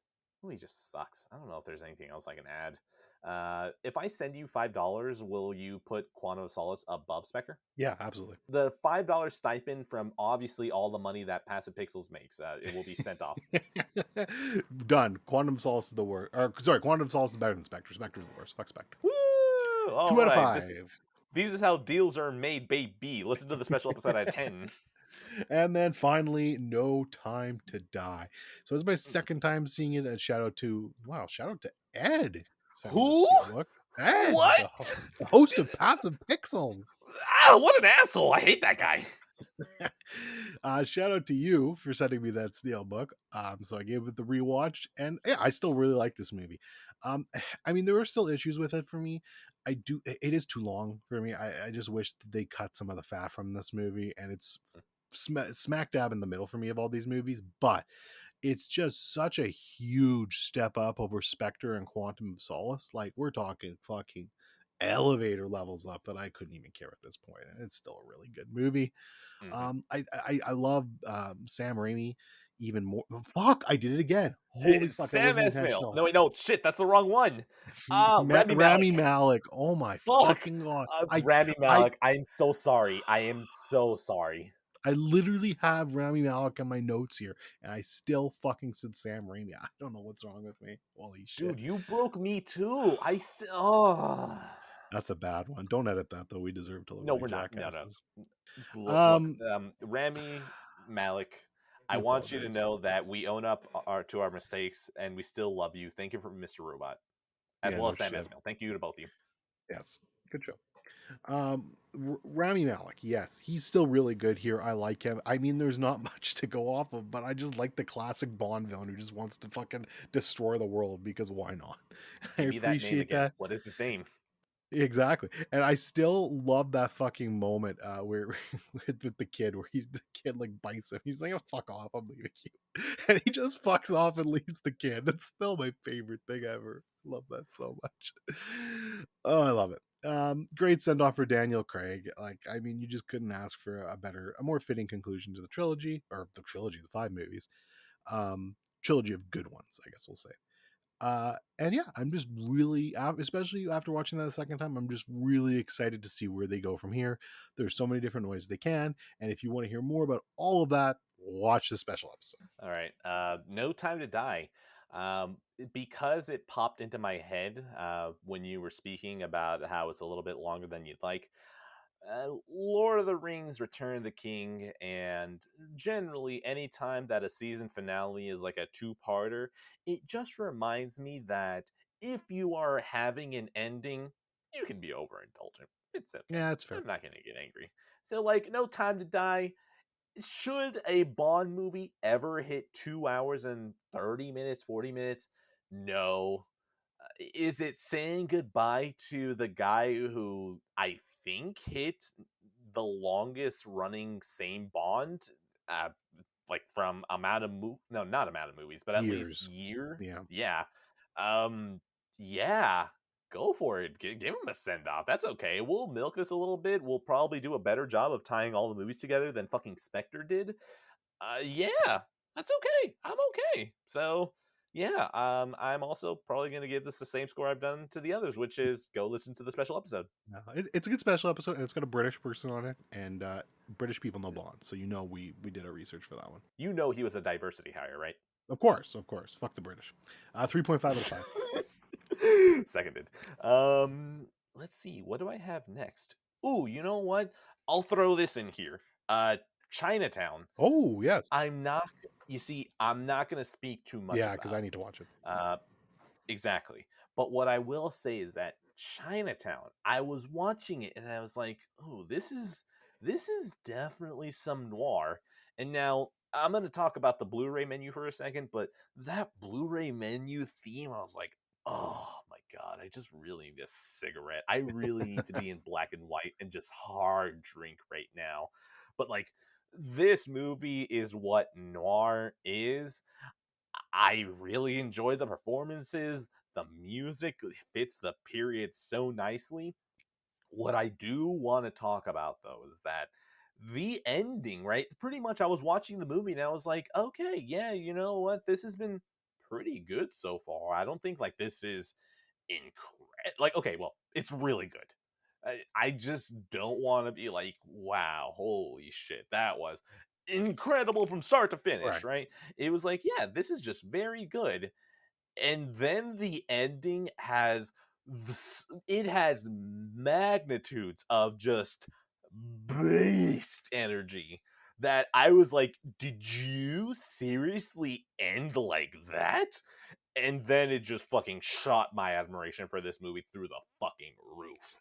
So, Chinatown, that ending was easily some of the most legendary shit that I was like, oh, that's it. You're just leaving it there, huh?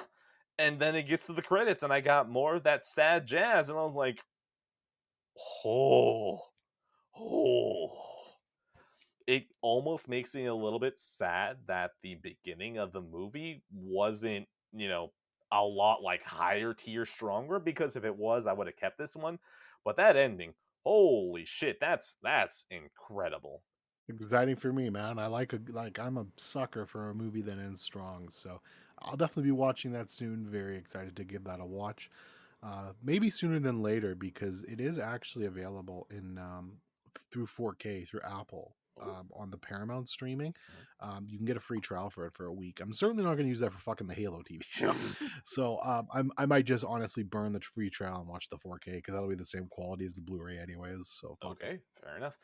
So yeah, Yeah. Chinatown is gonna be based out of 10. Can't wait to watch it out of 10. Okay, your turn. Yeah, let's do. So I'm actually. I think I'm. How many do you have left? I have one, two, three, four, five, six. Yeah. Once again, I got way more than you, so I'm gonna Burn bundle 'em. two here. I'm gonna do an animation block. So Wolfwalkers and Mm-mm-mm. Shrek. And this next one, I'm gonna throw it in here just because Oh I know it's yes, gonna what is piss this? people off. What's this Uh, gonna be? Fantastic Mr. Fox. Fuck you. I'm editing this. You know where we're going to get to in like 2 hours? I'm editing this over there. I'm throwing This it is going to be here, a and I'm complete fucking mess, and I'm editing it over there. I don't care. I'm throwing it here. This is Look. not in Weeb Trial. This is now in the middle. This is at the 2 hour mark, okay? I might even just cut whatever sentence is at the actual 2 hour mark and just toss it in there. Whoops. That's fine. At least making your editing harder now. Look, Ah! fantastic Mr. Fox. The first like actual. So first of all, I don't know why I decided to watch this. I think I saw Sam talk. Oh, you know what it was in the Discord. They were talking. Last Time Media, shout out to the Discord. Although I really don't go there these days. That's another story. Uh, anyways, No, it's I was okay. there. It's safe now. The toxicity's gone. Some Well, of I'm it's still gone. there. Never mind. I lied. Yeah, that's true. There's one of the shows they do is a retro and nostalgia podcast called Knockback, which, by the way, might be their best show. So, if you ever want like a good like throwback podcast, it's amazing. Like you love that one too, right? Look. I don't know what is ever the best. I just feel like Sacred Symbols has like a lot of funny energy, but Knockback, here's the thing to the 5 people that are listening. The special episodes, I just stole that from Knockback. Straight up. Just full on, straight up, all the special episodes. That's just Knockback, except with dumber people. Well, I mean, we're the dumber people, not Knockback. So, yes, Knockback, fucking great. Dagan Moriarty, lovely man. I didn't get him to sign our posters. I'm always going to regret that. I still appreciate the poster nonetheless, but God bless Dagan. He's a great man. Yes. But yeah, so basically, they did a Wes Anderson episode. I don't even remember which movie it was. Rushmore, I think Rushmore. Yes. So here's my history. I don't like Wes Anderson. I've tried multiple times to watch Wes Anderson movies. I've never liked Wes Anderson. He was partially ruined for me by that same friend, but I honestly Wait. think even without Just that, to add to the lore, the same friend that had told you wrong about Lost in Translation, right? yeah, correct. Okay. So partially ruined by them, but honestly, I just don't jive with that style. So I really don't think it would have mattered with that or not. Lost in Translation, yes, I think that was actually ruined, but these not so much. But Fantastic Mr. Fox. So like honestly, the first like 10 minutes, maybe 10, 15 minutes, I was watching it. And I was like, you know what? I might have to eat my crow here. This is actually kind of cool. I don't mind this. And then after it just kept going and going. And it's so overly pleasant and quirky and optimistic. And oh, look at this energy. We're foxes, so we're gonna prance around instead of just walking normally. And oh, look at this. And I hate his style so much. It's literally just a Wes Anderson movie animated. So I don't know what, like, but it's like that meme, you open the fridge, dead dove, open the bag. I don't know what I was expecting. That's me with this fucking movie. So yeah, I'm done with Wes Anderson. I do not want to watch any more Wes Anderson. This was another miss for me. By the way, the animation was actually really cool, but kind of creepy. So, Passive Pixels is announcing that March is going to be Wes Anderson month. That is fucking right. We're going to watch every single Wes Anderson movie. We're going to watch the quirky one. We're going to watch the quirky one. And, of course, we're going to watch the quirky one. I haven't watched enough Wes So yeah, Anderson movies. just Wes. You've seen Moonrise Kingdom, is that it? I think so. Moonrise Kingdom was like really fucking good, though. Like, that's. I have to. I've never seen that one. I don't even. I don't know. You're a sucker for coming of age stories, so maybe, but also Wes Anderson. Yeah, fair enough. I don't want to talk about. You haven't seen Fantastic Mr. Fox, right? No, I mean, look, Good. Wes Anderson. Oh no, I watched Isle of Dogs as well, and Isle of Dogs was one where I was like, yeah, that was Wes Anderson, all right, and I felt cold. Yeah, a lot of people don't like that one, to be fair, so that's not really indicative of him, I think. But yeah, 2 out of 5, I'm done with him. So yeah, if you hear this 2 hours in, then just know I was censored. You know that if I have any power, I'm just gonna abuse it. Absolutely. Sorry, I was taking a drink of Fresca. Okay, Fantastic Mr. Fox is we'll get there out of 10. We'll start with Wolfwalker. I mean, hey, by the way, you can edit Fantastic Mr. Fox here too if you want. There's 3 for you. I'll give you an Done. easy out. Okay, so Wolfwalkers. So this is thanks to Sam. Shout out to Sam. We love you, Sam. Who's been on some of these? Actually, what has he been on? Sam was on the What was he on? before episode. The before, right? The before. Yes. Okay. Uh, Wolfwalkers. So I've never heard of this. I've never heard of this animation studio. I got a free trial from Apple TV to watch the tragedy of Macbeth, and he's like, "Hey, since you got this free trial, there's literally nothing else to watch on Apple TV except for Facts. this. So watch this too." I was like, "Sure, why not?" Beautiful, gorgeous. God, I love Apple streaming. Fuck Apple though. But yeah, this was great. Honestly, this was really good. I mean, it's so nice to see an original animated movie that's not from either Disney or now Ghibli at this point, because they're really the only two I can Yeah. think of. And I mean, DreamWorks is there too, but they don't do much anymore. That's decent. And this was really, really great, really great. It was just absolutely delightful in every way. It's Irish, like it's Irish made, so like you've got an Irish cast, and it's just kind of Irish folklore stories. And apparently, it's a trilogy of ones that they don't. I don't think they connect, but I kind of want to check the other ones out now. But yeah, this was just really enjoyable to watch and just feel good the entire way through. Good story, good animation, really unique animation too. So I can't say enough good things about it. This was just such a cool watch. I have nothing to add. Someday I will bend the knee to Tim Apple and watch this. Yeah. So Wolfwalkers was a 4 out of 5 for me. And I guess that's your your score. Ben that need a Tim Apple 1 day out of Correct. 10. Tim Apple will make me bend the knee out of 10. All right. And then Shrek. I mean, what else is there to say about Shrek? I mean, this movie for me has brought in so many memes and so much joy to me throughout the years. I will never forget the stupid fucking 4chan green text of like the onions permeating through the room. Fucking Shrek just fucking some shit up, man. But yeah, I mean, this is maybe one of my favorite performances from Mike Myers. Like, he's just so iconic in the role of Shrek here. And yeah, it's still one of my favorite animated movies of all time. It still holds up very well. Some of the animation definitely looking a little bit more dated now. You can certainly see some of the roughness in 4K, although it is a very nice cut. Um, but yeah, I mean, there's just so many classic performances here from him, from Eddie Murphy, from Cameron Diaz. And I mean, what else can you say about Shrek? I mean, if you haven't seen Shrek, it's just weird at this point, Mhm. right? Okay, Shrek. I have let this movie slip, in my opinion, over the years. Constantly, whenever I think about it, I think that it is what Scary Movie 1 was for the parody genre, but not as devastating, where it was a very successful movie within its genre, but then every single person who watched it learned the wrong lessons from it. So, even though Shrek is probably a very competent animated movie that wants to be a little irreverent, everyone that watched this movie went, oh, it made money because it was irreverent towards everything. Green light fucking all of DreamWorks to make this now instead. And of course, just to continue the metaphor, Scream. Scary Movie went, oh, we're gonna parody pop culture, and that's just gonna be part of the joke. And everyone went parody pop culture to the fucking end of the earth. I need this shit dead. So yeah, Shrek has slipped in my mind, but also the thing is that I don't think I hold it in enough regards one way or another. Like, I don't feel strongly about it one way or another to go back and verify if that's even true or not. Because honestly, at the end of the day, because we have Shrek 2, I don't care about Shrek 1. Shrek 2 is legitimately one of the best sequels ever made. And just because of that, you know what? Shrek 1, I will probably give you a little bit more credit than when I started talking and saying, you at least gave me Shrek 2. And that is something worth commending. Yeah, I need to rewatch Shrek 2 because I don't remember liking it that much, but it's been a long time. So I don't know when I'll rewatch it. I probably wouldn't unless there's a 4K cut release for it. So maybe one day.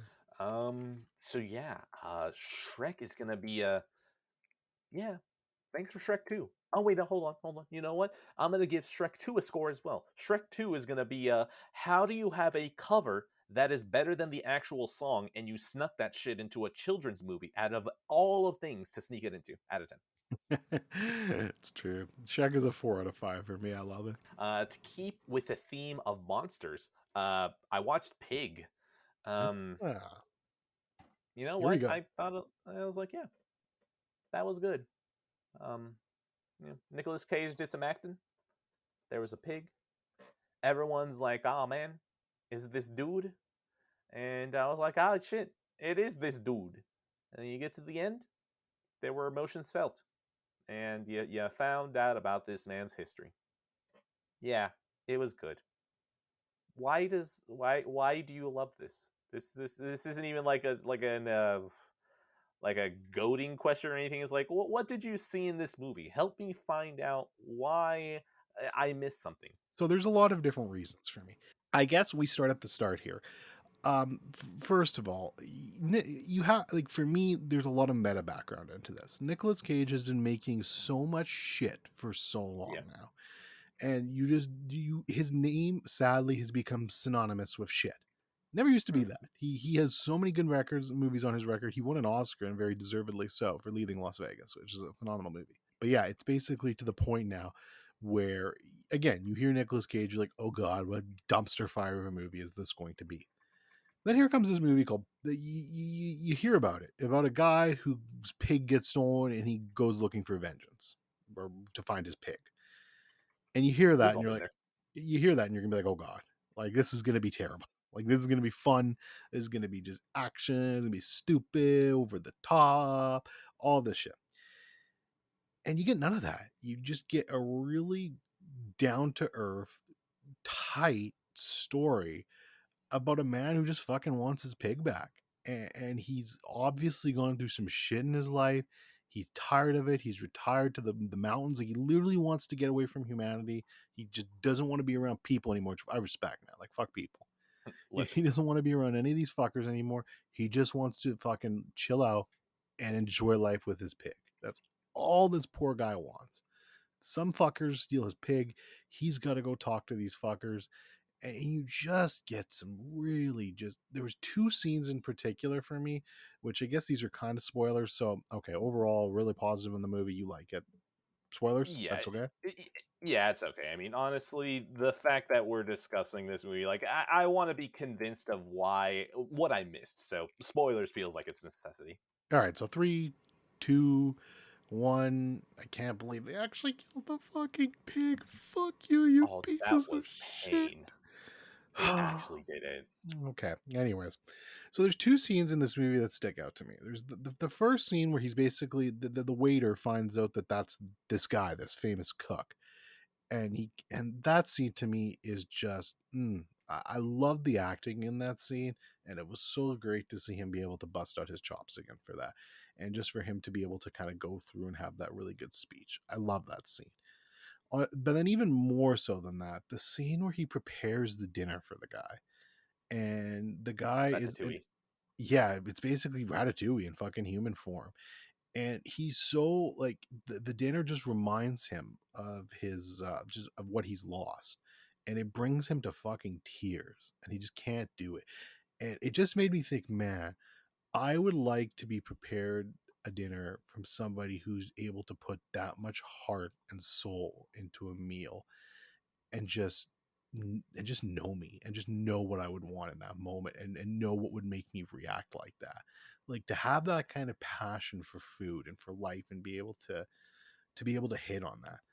So yeah, I don't know, man. There was just something about that scene in general that hit really fucking hard for me. And it obviously hits hard for that guy. And then it's basically right after that you find out that no, like, these idiots just killed the pig as they brought him in there. He's been dead this entire time.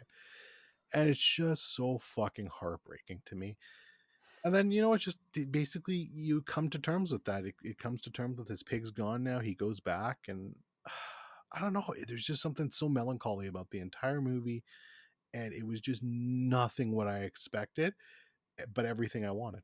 Okay. I will also say that ending shot of him just slowly walking into bed, and he gives that little glance to the pig's bed. It's like, oh, oh, I miss the pig too, Nicolas Cage. I do too.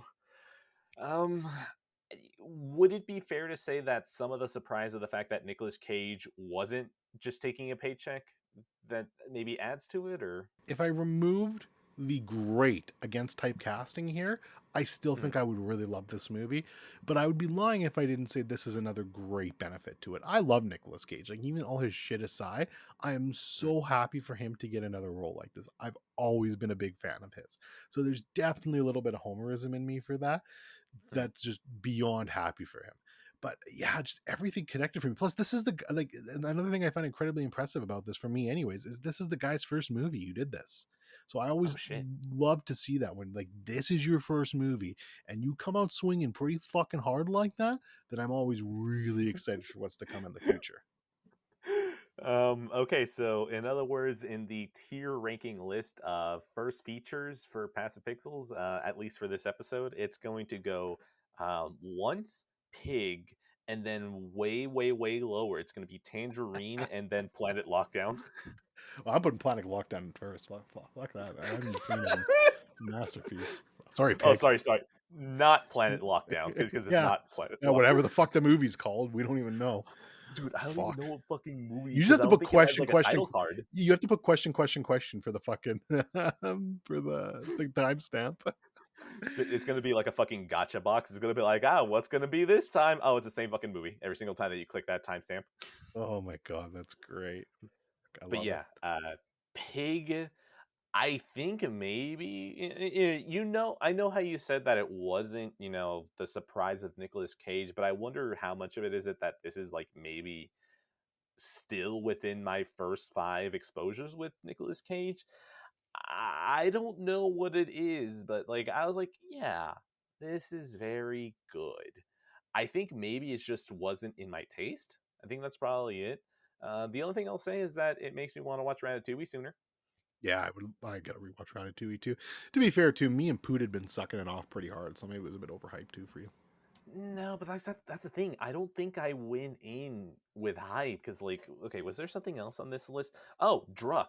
Uh, Druk was overhyped, but that one landed for me. So, like, I don't really think hype is something that affects me because I just go in like, okay, well, I guess I don't know. I'm not going to be disappointed. So, Pig, everyone, all of you love it. So, me going in, I was like, okay, well, I'm not going to be disappointed, and I walked out going, yeah, I wasn't disappointed. Yeah, you liked it. That's all we can ask. Not like you hated it or you pulled a Brandon or something. So we're good. Mm. By But the way, I guess did this twice, so I guess we should probably get backstory. Brandon is a young gentleman on the Last Stand Media Discord. Um, he doesn't like The Godfather and finds it boring. He also likes anime, so that's like 12 strikes right there. Brandon, you're not listening to this. Fuck you, Brandon. You know what? Because I even had to mention you. That's another strike. 13 strikes. Congrats. I think you lost the entire fucking ball game already. oh god, yeah. So I really love Pig. Good stuff.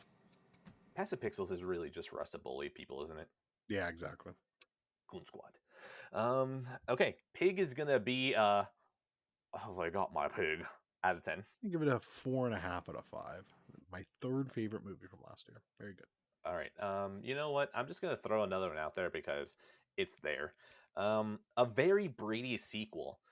It was short, and I was like, yeah, sure. You know what? Let's go ahead and put this on. Um, a very Brady sequel is definitely a step down than the first one, but there was still a lot of jokes in it that I really enjoyed. They brought back the entire cast. There was at least one running joke that I kind of missed that they didn't bring back, which is that the middle daughter is a legit psychopath. Like, this girl is fucking insane in the first movie, and then they toned her down in the sequel, and I was like, oh, well, that's actually kind of disappointing. Um, but the sequel, pretty entertaining. It still was funny, um, but really, at the end of the day, the first one is still probably better. The second one, I could take it or leave it. So right now, I'm kind of at a holding pattern of do I want to get the Blu-ray because I did like the sequel. The Blu-ray includes both of them, and that's the only way you can get the first one. So I think the fact that I'm even debating it means that I probably won't get it. But I am very glad to have discovered these movies because I'm very happy to see that there was a pre 21 Jump Street movie like this. So, yeah, very Brady sequel, worse than the first. Honestly, the funny thing is, I think it actually like didn't even make its budget back, so this movie was a fucking bomb. I feel like that's actually too harsh for this movie. Like the fact that it bombed is a bit of an injustice because this movie is a lot better than the amount of money that it made in the box office. So yeah, a very Brady sequel. Pretty good. Yeah. Yeah, I don't have much more to add. Still gonna watch that first one at some point. So we will see if I ever get to it. Okay. All right. Go on to the next one. Okay. Well, scores though. Oh yeah, scores.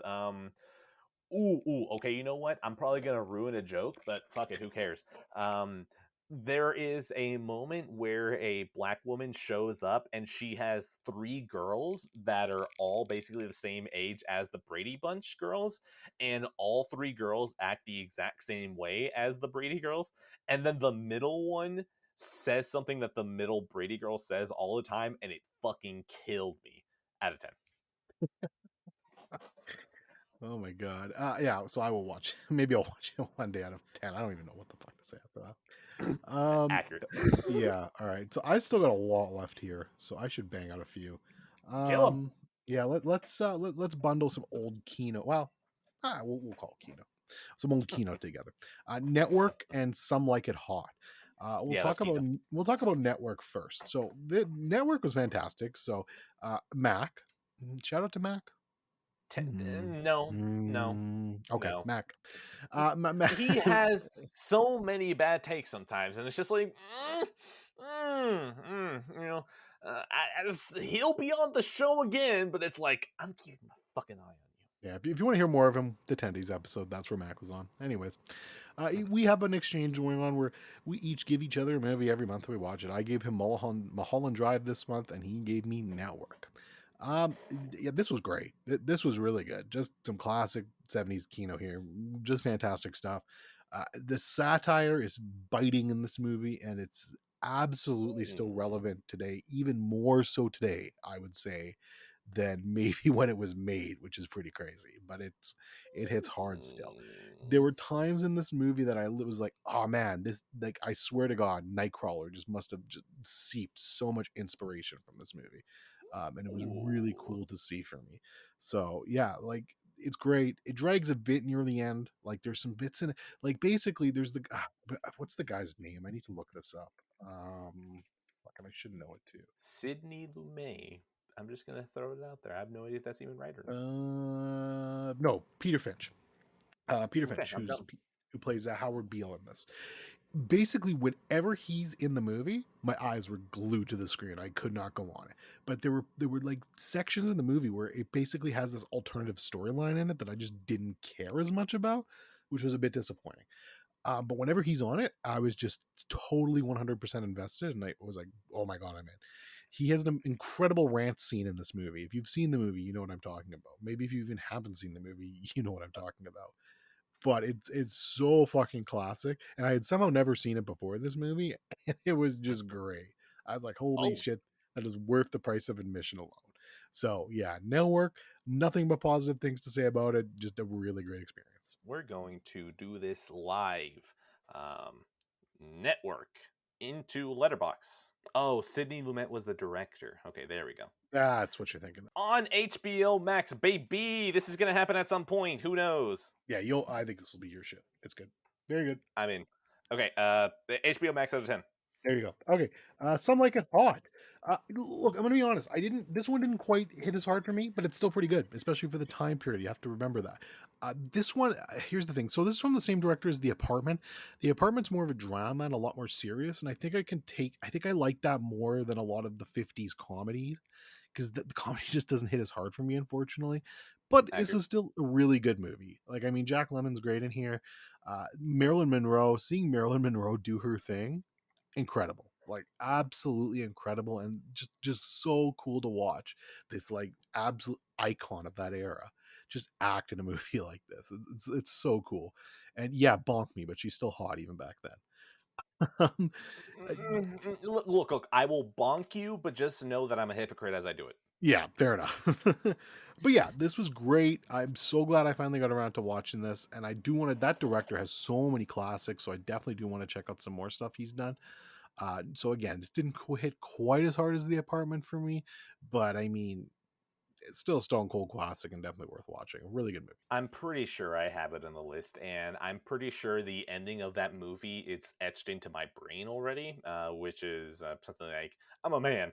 Well, no one's perfect, And you know Yeah, what? That's enough for me. I'll get to it eventually at a 10. perfect. 3.5 out of 5 for me. All right, and then I'm going to bang off another two here. Let's Do it. do it. Prometheus and Alien. Let's talk about Okay, snooze. Prometheus. What? Snooze. So I need to drink water. Water break. and water break. So Prometheus and Alien. So Prometheus is obviously the prequel to Alien, written by the amazing Damon Lindelof. Shout out to Leftovers, and Shout out to Damon Lindelof and TV. and directed by Ridley Scott, of course. Look, I am maybe the world's biggest Prometheus stan, and I'm fully willing to admit that. But I Facts. fucking love Prometheus. I love this movie so much. I even raised it to my rating of it higher this recent watch through. I love this movie. It's just, to me, it's such a stone cold sci-fi classic. It's so iconic to me visually, and just the cinematography and the set designs and the locations in this movie. It's stunning. I just, the story they tell here, and how you get the origins of the xenomorphs and these people try to discover their creators. I fucking dig this shit so much. And I think I said in my review, but I've for so long I've defended my love for this movie, and I think I'm done doing that. I think I'm just going to embrace this love instead, because I think, like, if I'm making a top 10 sci-fi list, which I have, this is easily number 5 or 6 for me. I love this movie so much. The only thing else I'll just say, it's still incredibly heartbreaking to me that we will never get a second part to this. It did not do well. It bombed at the box office. So Alien Covenant came out. I still haven't seen that, and I don't know if I ever will. But yeah, I'm disappointed for that, because I really do think if he was able to tell the full vision of his story Lindelof had in mind, we could have had something special. Very sad it didn't happen. Okay, the 4K was in my house, and that was literally the only shot that I had of trying this movie again and rediscovering it. And so now I will choose violence. I hate this movie. Do I hate it? No, I don't believe that for 1 second. But is it fun to say? Yes, of course it's fun to say. I don't like this movie. Do I even remember it? No. So it's probably more like I don't care about this movie. But we're just going to move it over to hatred because fuck it, why not? Well, don't forget, I still got the Lost in Translation trade in my back pocket one day, so Okay. maybe we'll cash it on Prometheus. You see, if you do that, I'll consider. Like maybe a Black Friday and Prometheus hits $10 again. It is a very gorgeous 4K too. Very nice cap. But yeah, so okay, you hate it, I love it. There we go. 4.5 out of 5 for me. I don't even really hate it. It's just fun to choose violence. Fair enough. I hate it. Is that your score? Yes, sure. Alien. So I mean, now here's a way less controversial take, but this movie's incredible. Alien. Yeah, yeah. Yeah, less controversial. This is like ahead of Prometheus for me. It is a top 5 sci-fi movie of all time for me. Probably the most tense, one of the most tense just movies I've ever watched. Like, it's just it's a masterclass in how to build up tension and kind of like just unleash it all at the end. You were left on the edge of your seat for this entire thing. The way it's structured, the way it's filmed, it's all just incredible. Shout out to the 4K cut for this. This movie's from like the late 70s, excuse me. And it looks like it's another Apocalypse Now. Like, it basically looks like it was shot yesterday. It's gorgeous. They cleaned it up so well. This movie, I think it launched Sigourney Weaver's career. I don't know what she did before that though, so I could Keep be wrong. talking. I'll check. But yeah, check. But I'm pretty sure this was her big break, and she was absolutely fantastic in this, obviously. And there was a lot of really great performances all throughout the board in this movie. And just the biggest of fucking shout outs to Ridley Scott. And I mean, love him or hate him, and yes, a lot of his newer movies haven't hit. I still got to see The Last Duel, which will be soon, hopefully. But this motherfucker makes Alien, and then a couple years later fucking makes Blade Runner. Like, I mean, how can you have two more iconic fucking sci-fi movies in your career back to back in your fucking filmography? Like, that is incredible to me. Hold on. You say iconic, and you are underselling it.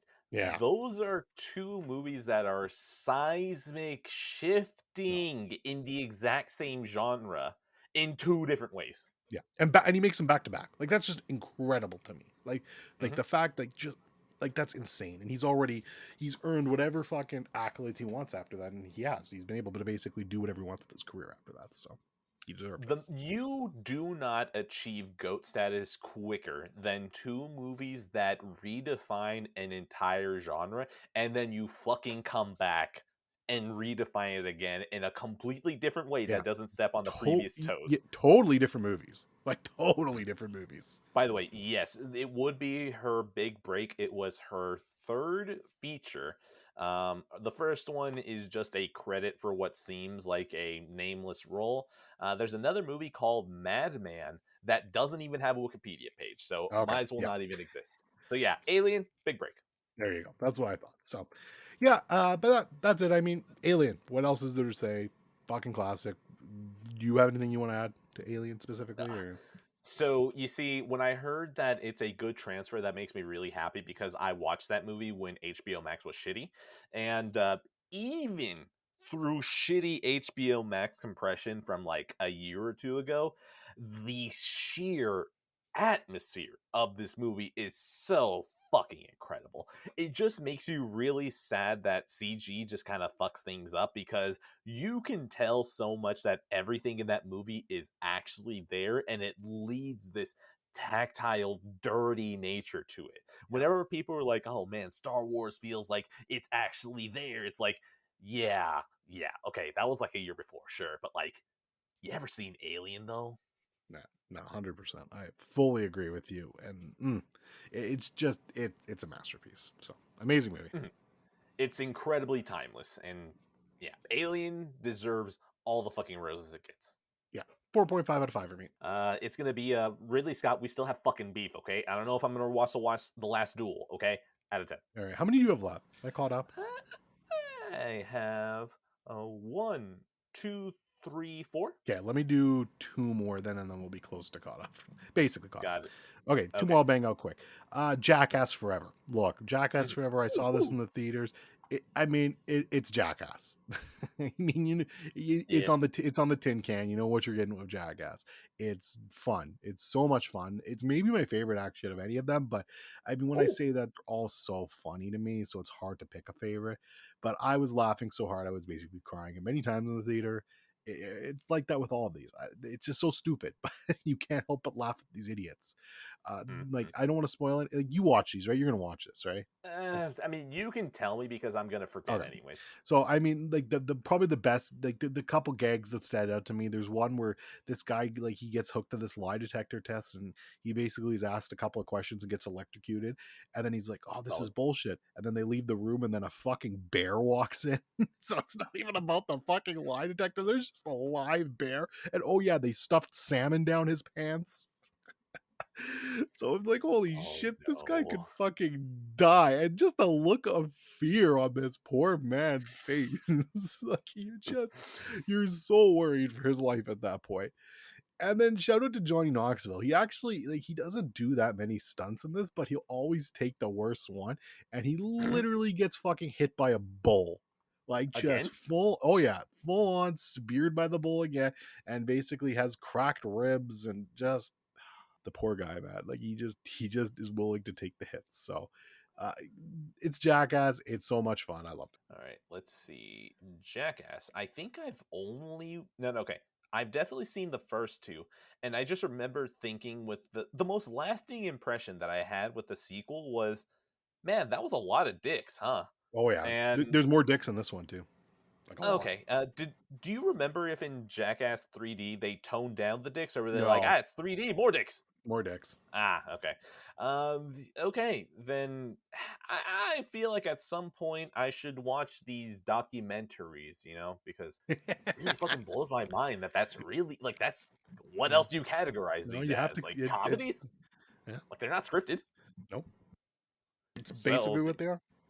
yeah, so I will watch these again at some point. I don't know if I'll be able to do that because I feel like I don't have much motivation to watch them, and most of the time, whenever I don't have motivation, I'll just grab my wife and be like, "Hey, you're gonna be my motivating, but your motive, ugh, you'll be my motivating factor," and she'll just go, Sure, why not? We spend time together. That's okay. I like this.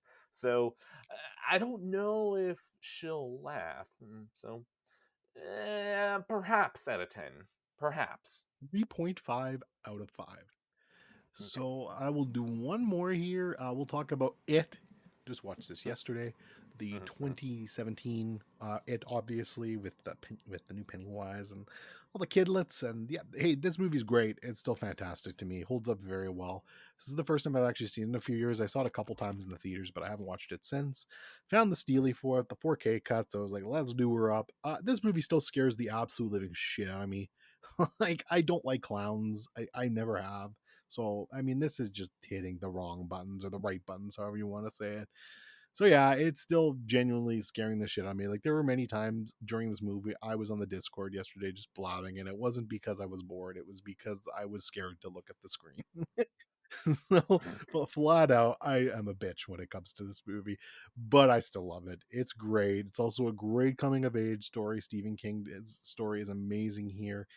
And yeah, part two doesn't exist. Uh, Clowns do nothing for me, and part of me feels like it is kind of like, hey, you should probably be a little bit scared.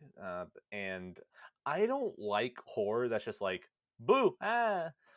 I like things that get into my brain and then just crawl there and stay there for months on end. And Yeah. it doesn't exactly seems like it fits that bill. I kind of don't want to hang out with kids, really. Something about that movie, I'm like, I'm fine. Nothing about it ever attracts me. The most interesting thing that I can say about this movie is that my wife and her two friends were watching this in the living room on the OLED, and that was probably the moment where, in one of the dark scenes around the end of the movie, I was like, huh, OLEDs in the living room aren't exactly the right mix, are they? Yeah, it was hard to see, eh? Oh yeah, you got it turning into shit, and I'm just like, can't really tell what's going on. The reflect. I can see the curtains. The curtains look kind of nice. Yeah, it's a very dark movie, which by the way, it looks great in 4K, like on the Oh, OLED, of course. fantastic. But you have to have a dark room, like, or else you're just missing a lot of the movie. So yeah, it is gonna be Georgie out of 10. A 4 out of 5 for me. Okay. Was there anything else, or are we back to back I've and forth? got 5 left. I can bang through one more quickly here. Yes. Go ahead. Speed. So speed. Woo! Um, yeah. I mean, hey, this is some old-fashioned 90s action, baby. They literally Mm. just do not make the action movies like this anymore. This was Yep. just so much fun. And not only was it fun, but Keanu Reeves looks like he's having fun in this. Like, this is Yep. just it's just a blast. From the minute one of this movie with the over the top 90s soundtrack and like the intro like title card sequence, I'm like, yeah, I know what I'm in for. This is good. Let's buckle in. This is fun. And it didn't let up. It's just your typical action thrills until the very end. Sandra Bullock's good here too. I'm actually not a huge fan of her, but she's fun in Same. this. I mean, totally serviceable. I mean, the only complaint I have, I mean, this is him in general. Actually, let me make sure I'm saying his name. Like, I got the right actor here. I don't want to look like an asshole. So hold on one Dennis sec. Rodman. Dennis Rodman. Wait, no. You see, I don't even remember what his name. Yeah, it's Dennis Hopper, I think, but I want to make sure. Yeah, Hopper. Yeah, Whoops. There was let definitely me a Dennis. Dennis Hopper. Okay. He's so fucking over the top in this. I mean, that's I just mean, him in yeah. general, but Come on, oh that's not a my, complaint. That's a feature, baby. it's so over the top. I actually think, again, I want to make sure I'm not wrong here. So hold on, double check, double check. He basically plays the exact same character in Blue Velvet. I'm not even joking with you. Like, it's Oh, I just got that movie. Please, why did you make this connection? Why did you tape Blue Velvet for me? Now I'll just be like, it's the guy from Speed. God damn it! Oh fuck. Ah, Don't worry. Maybe I'll forget by then. no, I won't. I just got the Criterion not long ago. Oh my god. The problem is that I can forget things when they're not linked. But if you're going to link Speed with Blue Velvet, I'm gonna be like, man, shit, okay. Yeah, David Lynch must have nonstop really thrills enjoyed from Speed. nonstop thrills from David Lynch, baby. Oh god. Yeah. God damn it. Anyways, Speed was fun. I like this movie. Oh, by the way, Disney Plus, man, 4K HDR, gorgeous. Disney Plus streaming, very good. I like it a lot. uh, I don't know, man. I'll give it the same score I gave it in the last episode because I don't Yeah, really you want just to use talked my about this, brain so for thinking stuff more. yeah. So 3.5 out of 5 for me. Very fun. Okay, back and forth now. Yeah. Druk baby! Oh my god! Oh my god! I'm gonna go get water. Go for it. This movie was great. Holy shit! This movie is what I imagine drinking with the boys is like. Okay, this movie is so fucking chill. The movie just feels like, man, you want to hang out with some friends? Do you feel like your life is in a rut? Have you just tried hanging out with the boys?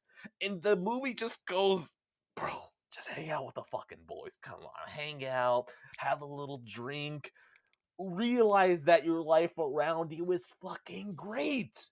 And that's incredible to me that Druk is just so life affirming. I kind of hate that I stole that phrase. I don't remember from who, so whoops.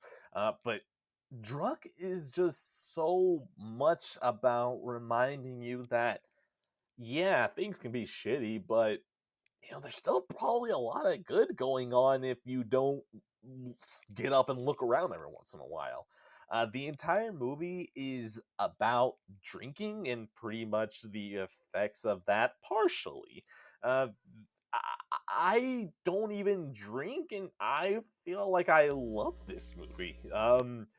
It had that specific moment where the movie does take a turn at some point, and the movie just kind of looks at you and goes, "Are you in?" And I realized I was really fucking in at that turn. Also, the ending is probably the only time there's ever been a dance number at the end of a movie that I really loved. Druk is incredible, honestly. I cannot believe that this movie is this good, and I can't wait for the American remake to have Leo overacting it, and I'm gonna be pissed. So first of all, slight correction. This movie is called Another Round. Just want to point No, that out.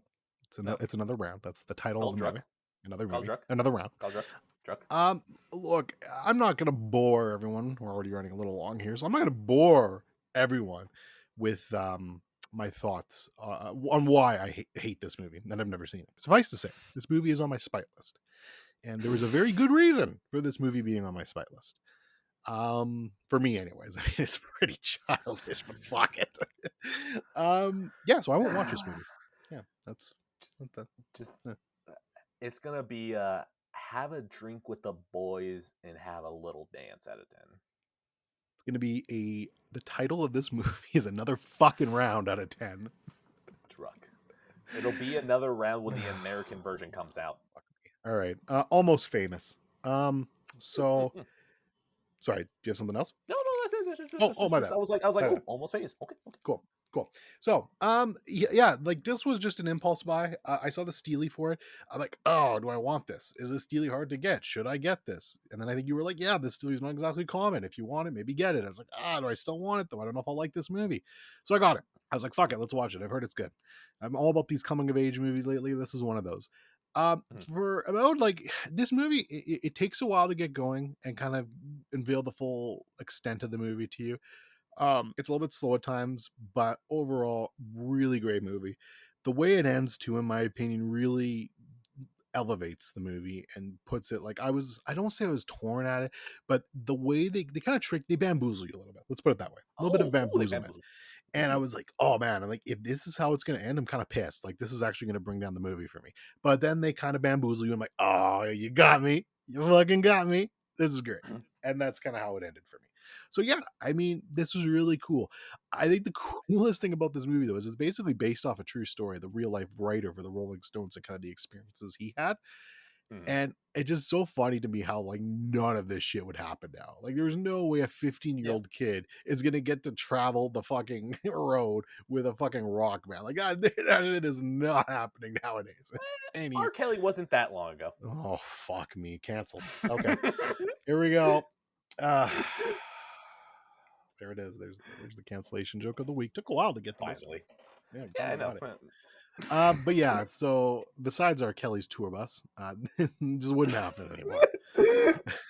And yeah, just great. Honestly, I did not know Kate Hudson had this in her, but she's very good in this movie. Did not know. I only knew her from rom-com shit, but she's quite good in this movie. And yeah, I mean, this is just a great coming of age story. Good cast, good acting, good story based off true shit. Hard not to like.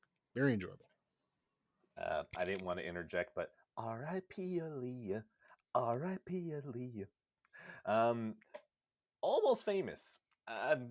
You know what? It's literally just Homie Tiny Dancer that is something that makes me want to watch this movie. Um, I'll get to it. Let's do another live check of Almost Famous. Are you anywhere? Drum roll, please. On Hulu. There we Okay. go. Well, there we go. Maybe that pops up. Who knows? Hold me closer, tiny dancer. Out of 10. Great song, great moment too.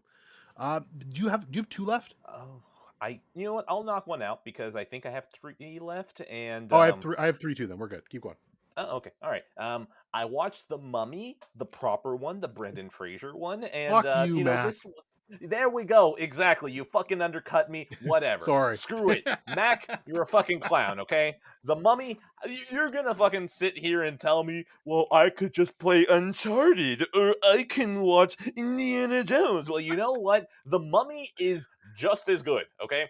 It belongs within that realm. If you're going to be talking about Indiana Jones, where you have fucking Crystal Skull bringing down the average entirely, and then you have Uncharted 1 bringing down the entire average, The Mummy's already better than those, okay? So you know what? We can't talk shit about The Mummy. Brendan Fraser is a goddamn king in this movie, okay? This man, look, we finally completed the trilogy of white man holding a gun in the desert. Okay, we have Nathan Drake in Uncharted 3. We have Oscar Isaacs in Star Wars: The Rise of Skywalker, and then we have Brendan Fraser in The Mummy. Like, we finally got the trilogy, and The Mummy is just so much fun. This is exactly what blockbusters used to be. They used to kind of be a little action. They used to be a little romance. They used to be a little bit of comedy. They used to be a little bit of horror. And it balances all that entirely nicely with CGI that somehow has kept the same. Okay, I don't want to say the same impact, but basically the CGI is so weird to me because, like, you can see it and it's like, yeah, I can tell this looks like CGI, but it still fits. So that's probably due to a strong art style. But then the CGI, whenever it looks bad, quote unquote bad, it kind of fits in because the movie is already so pulp that the CGI looking off almost helps the movie. The Mummy is so fun, and this is probably the first movie that made me think, do I want to break the shelf rule? Like, The Mummy isn't one of my favorite movies, but do I want to keep it because this is just such a fun movie that I want to keep it and show people? Yeah, maybe. So I'm almost thinking that maybe this movie gets a provisional pass where it floats around my house, and then when I finally finish showing it off, it leaves my collection. So congrats, The Mummy. You probably created a new criteria that I can judge movies by. So congrats, The Mummy. I'm gonna give you a Brendan Fraser smile out of 10. Fucking high score, if you ask me. Yeah, this movie's so much fun. It really is, and you hit the nail on the head, man. Again, you just don't get movies like this anymore. You really Yeah. don't. You're kind of right at the end of the '90s here, so you're still kind of in that '90s action zone. Brendan Fraser is doing his thing here, man. I love Brendan Fraser. Hope to. I think he's actually in it. He's in a movie I think coming out soon that I want to see or that I'm interested in. I think Um, it's a Damien Chazelle that's the one. banger. That's the one. So yeah, I'm excited to see him in that, and just for his career to take off. I've always liked Brendan Fraser. There's another movie of his that's just guilty pleasure I like. What is it called? So in Blast from the this, Past. Blast from the okay, Past. That is just guilty pleasure, fun shit. That's all that is to me. But yeah, I mean, what else to say? The Mummy's fun. There's action in it. Mac, fuck you. I do want to say this because it's something that just always makes me sad whenever I think of Brendan Fraser. I think a studio exec tried to sexually assault him, and Yes. Brendan Fraser's like, I don't play that shit. And then he had his career tanked because of it. Yep. And it's something that every time that I think about it, it infuriates me knowing that we could have had more. The Brendan Fraser Renaissance could have started. Wait, no, does Renaissance requires rebirth, but shut it, whatever. We're just okay. Okay, so if the Renaissance is the re-enlightening period, what was the first enlightening period? You know What what? kind of? I'm not gonna worry about this, okay? I'm not gonna worry about the logistics. You understand what I mean. Yeah. We could have had a Brendan Fraser Renaissance in the early 90s where this man was just star power gold in leading all these action movies. He could have kept going later into the 2000s, but then his career just was murdered just so wrongly by that asshole. So all I want to say is that Brendan Fraser is a fucking king in this. Love this man, and I want to see more of him now. Same. 3.5 out of 5 for me. Wait, it was, by the way, it was not Damien Chazelle, and I am slowly checking to see what it was then. Oh, Killers of the Oh, Flower Moon. okay, but who direct? Oh, Martin Scorsese. Mr. Who Scorsese. shit? There we go. This That's it. man, holy shit, It's he's actually getting in a. Go for it. there's not. I was gonna say there's not a lot of directors I'd say like above Chazelle because he's very good, but he's Scorsese, man. Like that's high praise. So to be in his movie, Dude, that's. Darren Aronofsky is pulling him too. Oh, what's Afonski's new movie? I haven't even heard of that. Hold on. Fucking down Okay. for that, man. Down for that. The Whale. Oh, okay. I think I have heard of this. Yeah, I'm down. I'm so down. Oh, it's an A24 movie. Holy shit! I can't wait for the trailers to lie to everyone. It's already got 5 half-star ratings on Letterboxd too. So the Afonski haters are out early for this one. Let me see. Is there anything? The film is already in the can. That's it. It just says that. So I Perfect. assume it'll probably See be it soon. out maybe end of this year, beginning of next. Down for that. I'm always down for more Afonski, man. He makes interesting shit. Interesting is definitely the way to phrase it. So yeah, The Mummy, fucking great time, awesome time, out of Awesome. time. All right, and from an awesome time to a very heavy time, let's talk about waves. Look, so we talked about this a little bit earlier. Just give it a little mention here. We're finally going to get to it now.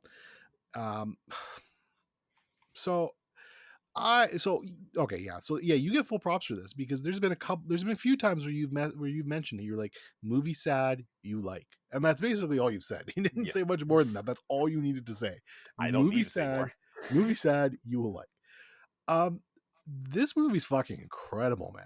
Like this movie is so fucking incredible. This movie, I just spent $30 on the fucking Blu-ray. This movie is incredible. That's how much I appreciate this movie. It caught me completely and utterly off guard with how much I enjoyed this movie. There's so many things I want to talk about with this movie, and there's obviously not all the time in the world. But I mean, We can give Waves a little extra time. I've never felt like this movie. It's basically like I don't even know if this is a spoiler. I don't think it is. But the first part of this movie is just fucking breaking you. It breaks you into a Yes. fucking pile of goo and makes you feel like shit. And then it puts you back together. And I cannot say enough about the job done by this director. And apparently this movie is kind of hated on the fucking letterbox critics and the fucking some Twitter critics, and I don't know, they can fuck off, man. As far as I'm concerned, this movie's a goddamn masterpiece. And there was a review that actually Sam pointed out to me that basically said this is A24's Magnolia. And I'm like, you know what? You're not far off, man, because this movie's big. It's fucking messy at times. There's a lot of fucking emotions and feelings going on in this movie, but it all comes together so beautifully for me, and I fucking love this movie. I love it. I fucking love this movie as well. It's really fucking good. A large part of me always wants to watch it again and see if I like it enough to evaluate it for the collection. But Dorian's praised it enough. I feel like at this point, this discussion is going to be for us now. So, three, two, one. Usually I would spoil the ending, but instead the big twist is at the middle where basically the movie swaps over from the brother who finishes killing his girlfriend on accident, and then it switches to his sister and her slowly having to rebuild her life after the destruction that her brother did. There we go. We got the spoiler out of the way. Um, what I wanted to mention through spoilers, first off, more than anything else, is the fact that the aspect ratio Oh, slowly closing in the first half. oh, You know how I told you my small reservation about it maybe coming off just a little too pretentious.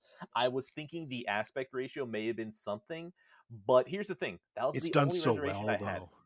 Yes, and what I was gonna say is that I fucking loved it. I fucking loved it. I watched this movie completely blindly. I had no idea what it Yeah, same, was. I same. just knew that I wanted to see it. Right. I watched it with my sister, my sister, my wife, her sister, and then her husband. So here's the thing: I don't really try to give them too many heavy movies. Whoops. Um, Yeah. so when I that's the thing. What I mean by anything else is that I'm watching with people who wouldn't exactly go for this. They're not exactly, studying it like I do. And when I pointed out, like maybe 10 or 15 minutes in, I was like, is the screen getting smaller? And they're like, what are you talking about? I'm like, I swear that this movie is shrinking.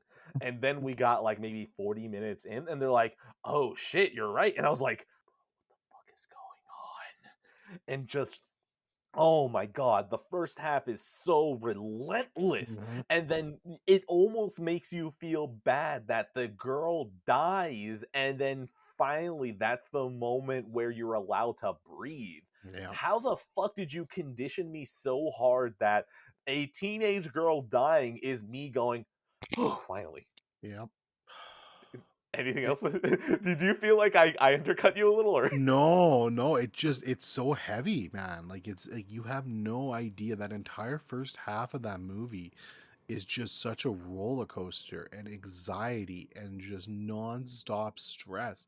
And they use the aspect, you're right. Like if on paper, like if you were to tell me beforehand, yo, this movie is gonna basically fuck around with the aspect ratio as part of the story, I'd be like, that's stupid, that's pretentious, I don't like that. I would say that because that sounds stupid to me. If you just tell me Okay, that, cool. So in other words, that feels like I may have been on the right track. no, if I'm yeah, getting I to agree. learn you better. I agree. If you tell me that on paper, I think that sounds fucking stupid.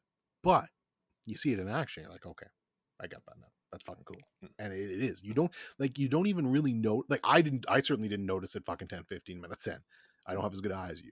It took me that fucking half an hour, 40 minutes in. I'm like, oh shit, okay, you're fucking around with me now. Like, I see what you're doing here.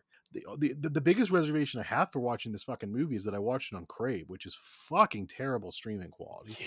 So unfortunately, it did not. That's why I just said fucking. I spent $30 on the Blu-ray because I'm gonna watch this again very soon after I get the Blu-ray, because I want to see it like in full picture quality. But yeah, I don't like, man. I don't give out the 5 out of 5s like candy. I don't. I have like over 900 movies logged now, and I've given out 37 now, and Waves is one of them. So I can't say enough good things about this movie. And then yeah, you mentioned the first half, and then just the second half, basically when you're finally you kind of you do the protagonist switch, which I always love. That there's a trope I love when you switch your when you do that when you do the big switch like that. The Last of Us Part Two. Uh,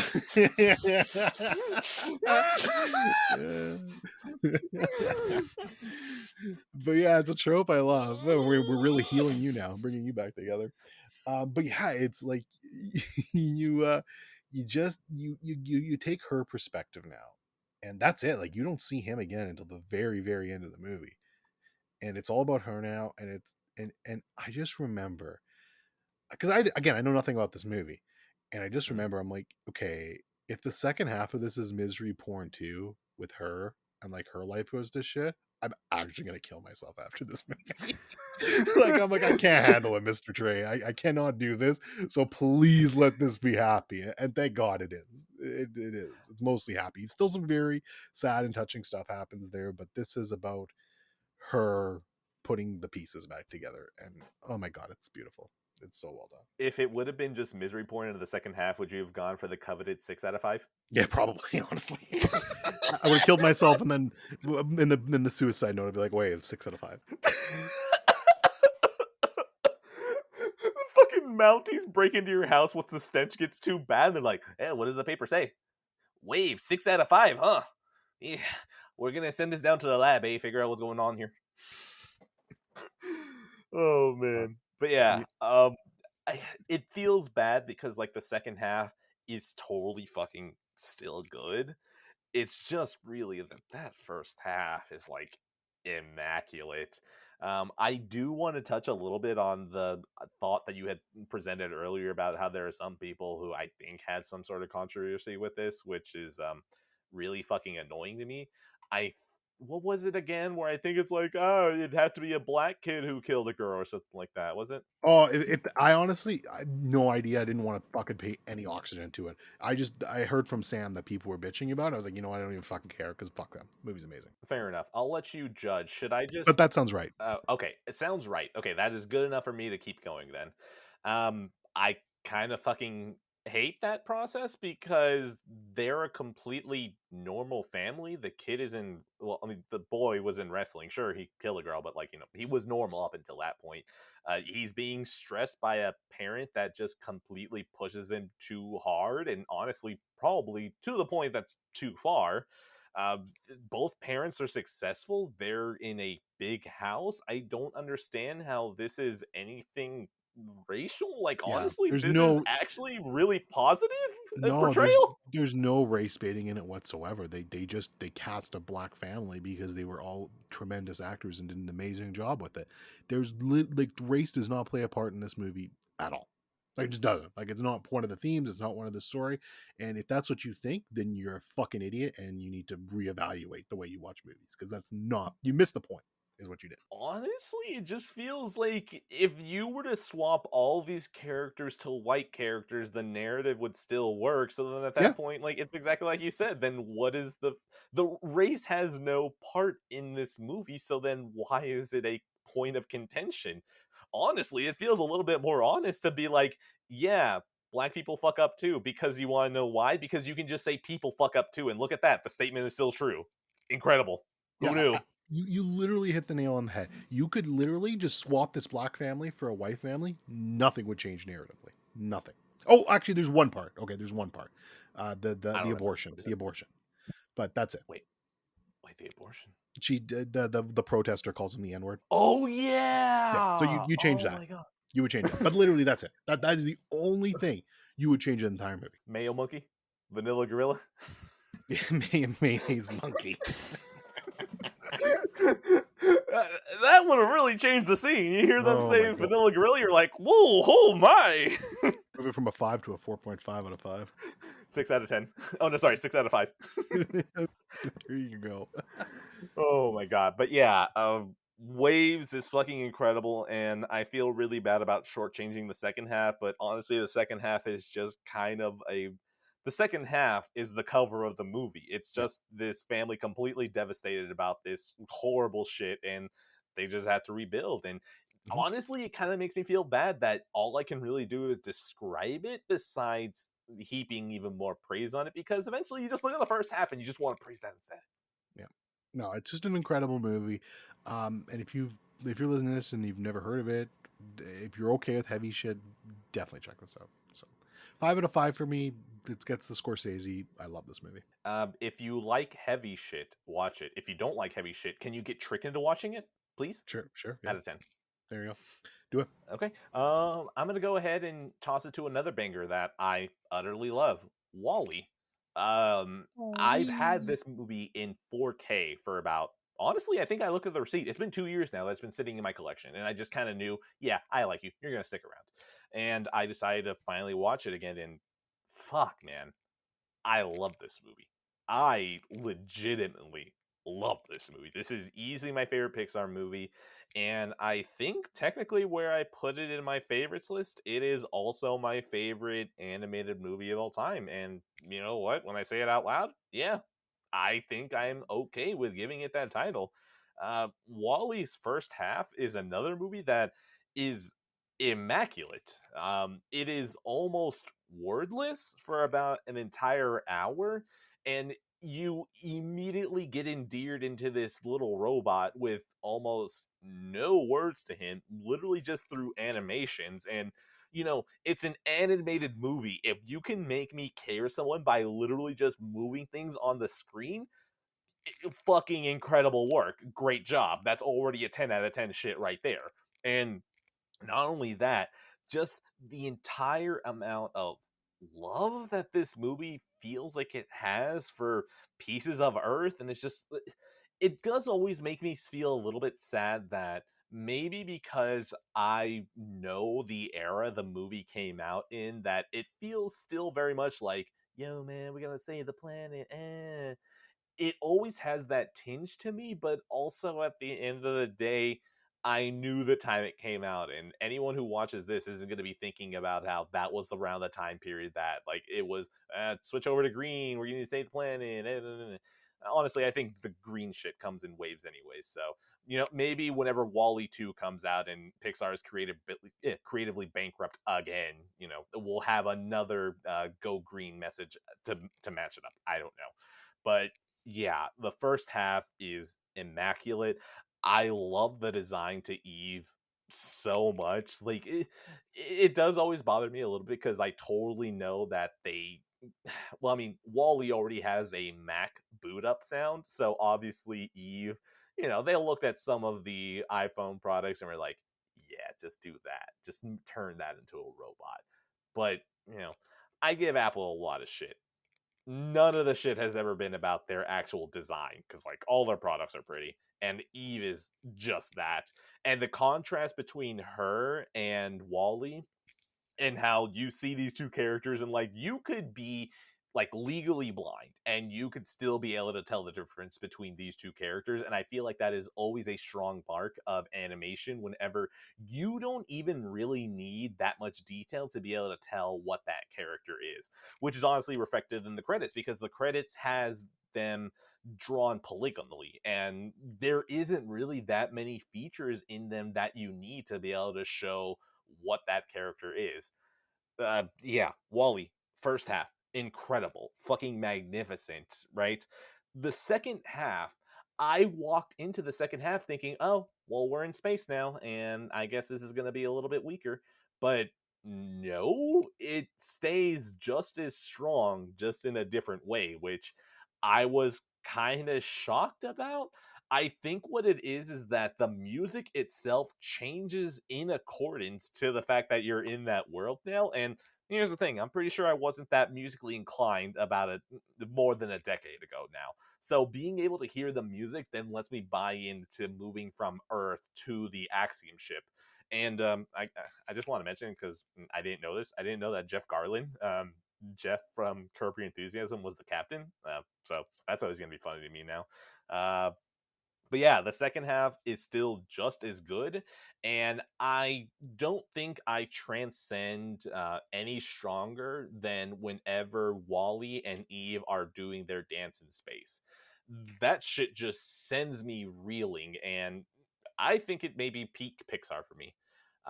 Also, Wally, remember how I told you that the first half is all about you loving him? The second half is utterly devastating, because the second half just goes, how much shit can we put him through? The moment where the compactor almost gets him, I was like, I know how this movie ends, but also, can you please stop bullying Wally? Please? I love that little robot. Please. And then you get to the end and there's that minor fake out, and I was like, this is really fucking sad. Why did you make me care about robots? I don't want it. I do actually want this. I do want this, but please, can you bring the robot back? And oh, Wally is lovely. I love this movie. I'm so happy I have this steelbook, and that's not even because you can't buy it anymore and it's expensive as fuck. I just love this movie. It's funny. I don't think there's a lot of movies that I need to rewatch and Mm, reevaluate my opinion on. I think Wally might be near the top of the list for me. That I really need to give a second watch to that, because I like it. I like it. I just don't love it. And I don't know, maybe it was a mood thing or time thing, but the movie gets a lot more praise than I feel like I gave it credit for. So I definitely need to rewatch it. It's been so long. Ratatouille is my personal favorite Pixar movie. Hmm. I love Ratatouille so much, but Wally's just something that, I mean, it's timeless. The robot, like, there's just so many, like, it's pretty. I want to say iconic. Like, there's a lot of really striking images that I can remember from that movie, even though I haven't seen it in so long. Dude, And yeah, it literally opens with a like a 50s song. So yeah, like it already feels timeless immediately as soon as you get there. yeah, and it really is part of that peak golden era of Pixar where they Yeah. just were doing nothing but banger after banger after banger. So yeah, that's definitely one that's on my list to rewatch as soon as I possibly can, because I feel like I just feel like I don't give it enough credit. Um, I remember basically from what I can remember. Again, it's been a long time, but I remember loving the first half of that movie, and then when things get into space, it falling apart a bit for me. So I think that's where I need to kind of reevaluate things and check it out again. What I'm always impressed with is that in my mind, it always felt like the second half was a little bit more aimless. But when I watched it this time, I was like, no, it all flows perfectly. There's nothing that I would cut. Everything that they show me is a piece of the axiom that I actually want to see. And honestly, now that it just occurred to me, holy shit, this movie is probably the most cynical that Disney has ever been because by and large, do you remember by and large at all? No, Dude, by and large, at least back in the day, everyone was like, "Oh, that's Walmart." By and large is fucking everything on everything in the planet. Every single business is by and large. The government is by and large. The entire reason the world went to shit was by and large. The axiom is by and large like the fucking plan to get humans off of Earth and into space was by and large. It's so weird because like it's Wally, right? Like you're here for the cute robots, right? You're here to feel something and then you're done. But there's this undercurrent of the fact that by and large, honestly, it used to be Walmart. Now it's Amazon, right? But by and large is it's so weird because Wally is a Greenpeace. It's hey, you should probably recycle and all that shit. But it's also like this really cynical movie of like, dude, fucking corporations suck. Like they do not have your best interest at all. And rewatching this movie and being like, dude, this is fucking terrible. All these fucking people are completely brainless zombies that are just consuming. Yeah, a corporation would want this. And it's something that is just it is a sprinkling of in this movie and it just says so much through the little pieces and I'm like Jesus Christ, I never expect. Oh dude, there's a scene where babies are being taught their alphabets and they're like A is for axiom, your home. B is for being large, your best friend. And it's like Jesus Christ. Ah, Wally incredible. yeah, I I want to rewatch it and even kind of deep dive with you. I think a bit more on it. I do remember it being very cynical, and I like that, man. I wish we'd see more of that kind of thing from Disney, which we won't really now. But but Actually, you know what? Disney having Wally now is actually almost a little ironic. yeah, no shit, eh? Fuck me. You're not wrong. But yeah, no, Wally. I mean, I'm gonna reevaluate that one soon. I think. I wish I could add more to it, but it's literally since I was a kid I watched it last or younger. So yeah. Completely fine. I'm gonna go ahead and give this a. Actually, you know what? I'm gonna look this up because I want to get this right. Nokia phone play buttons on the side. Oh yes, there it is. I found the first cell phone I ever had. Okay, I'm gonna go ahead and give this a the Nokia 5310. If you Google this phone, okay, this is gonna be part of the score. My score for Wally is the Nokia 5310. Me putting on Wally in like 240p on this phone and watching it in school out of 10. Interesting. It sounds like a terrible review, but maybe I'm missing something there. No. That's the thing. It sounds really terrible, but it's also like this movie's been with me for a while. Okay, fair. Okay, I get it. That cool. Mhm. I'm gonna give it a. I'm not even gonna give it a score. I might actually wipe my score off of Letterboxd because I think I'm gonna rewatch it and reevaluate. So we'll do that at a time. Beautiful. Oh, just a little tangential relation to that. I actually had Wally on my favorites list, but I was like, I need to rewatch it, reevaluate where it went on the list. So it's kind of weird that I was very positive on this movie already, and then just need to figure out and fine tune where it went. For sure. So this next one, I saved it second for last. Like I probably should put waves here, but fucking because we can't. I don't really want to go into too much depth because I know you haven't seen it, but we'll talk about it a little bit because I really loved it. Ed Wood. So Ed Wood, this is one Sam's been he's been like, yeah, you should watch this for a little bit. I've always wanted to. Here's the thing: I'm not the biggest Tim Burton fan, and I'm even less of a Same. Johnny Depp, and I'm less of a Johnny Depp fan. Um, Same, but I've been slowly changing my tune because I was a big dumb idiot about Tom Cruise. There you go. Fair enough. Respect the cock. The thing Of course, with magical. so I didn't have the highest expectations for this, but this was pretty fucking fantastic. I love this movie. It's probably my favorite Depp performance I've ever seen, and I think it's my favorite Tim Burton movie now. The way it's just so it's from the 90s, it's all in black and white, and it basically tells the true story of this dude who was making these horrible horrible movies from the 50s. Probably worse, probably about the same quality as that one you watched earlier. We don't know the name for it. No. I imagine that those were probably at least a little more enjoyable to laugh at. Because So at least it's not done in fucking Adobe After Effects. for sure.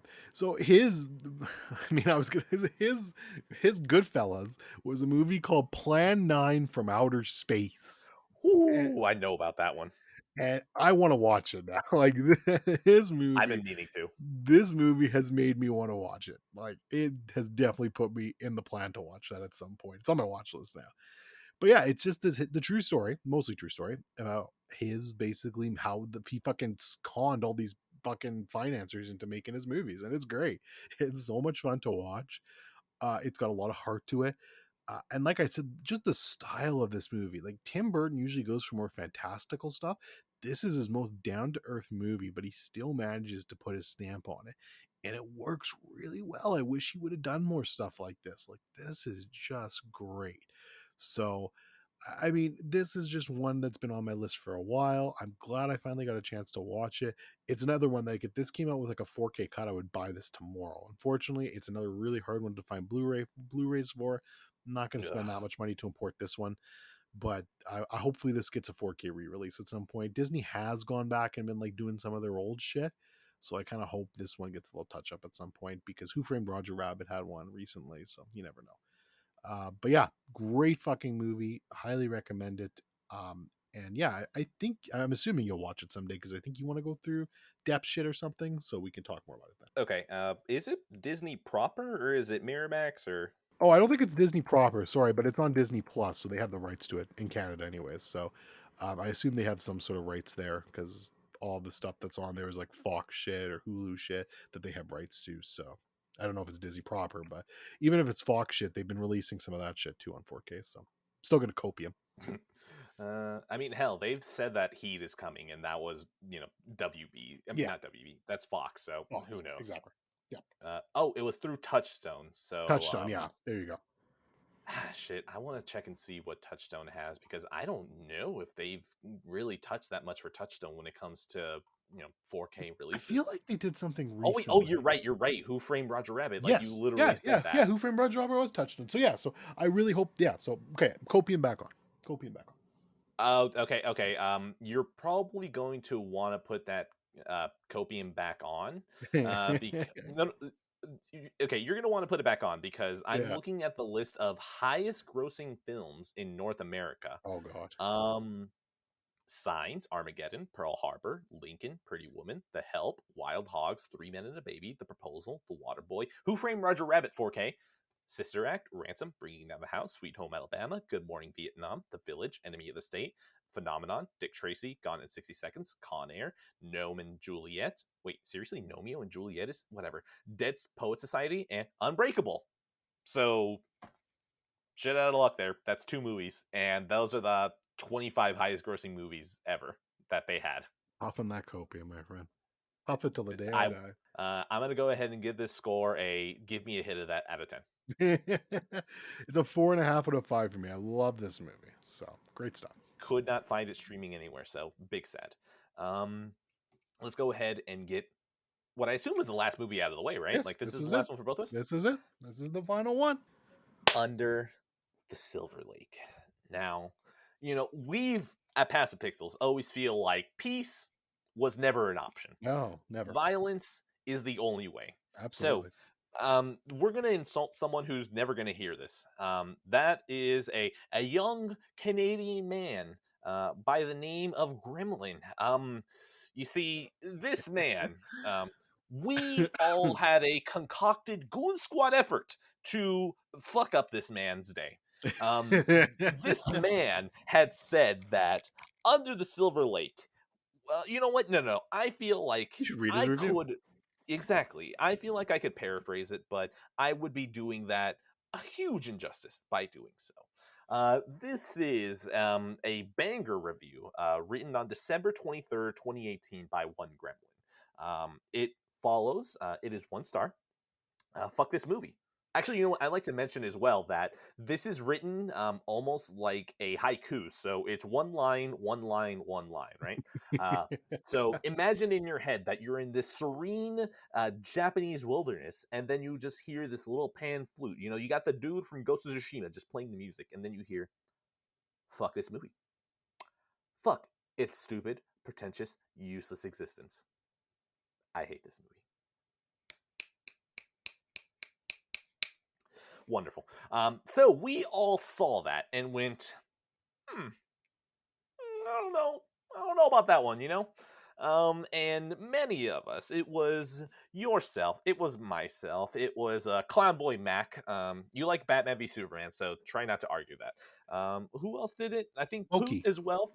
Moki. No, Poot Moki as didn't. well. Moki, Poot that is didn't. your first shout out. Congrats. You exist now in the Passive Pixels lore that obviously someone is keeping track of. No, you're Massive not. Pixels Cinematic Universe, baby. Jesus Christ. The special episodes are the Thor movies. Pretty inconsistent.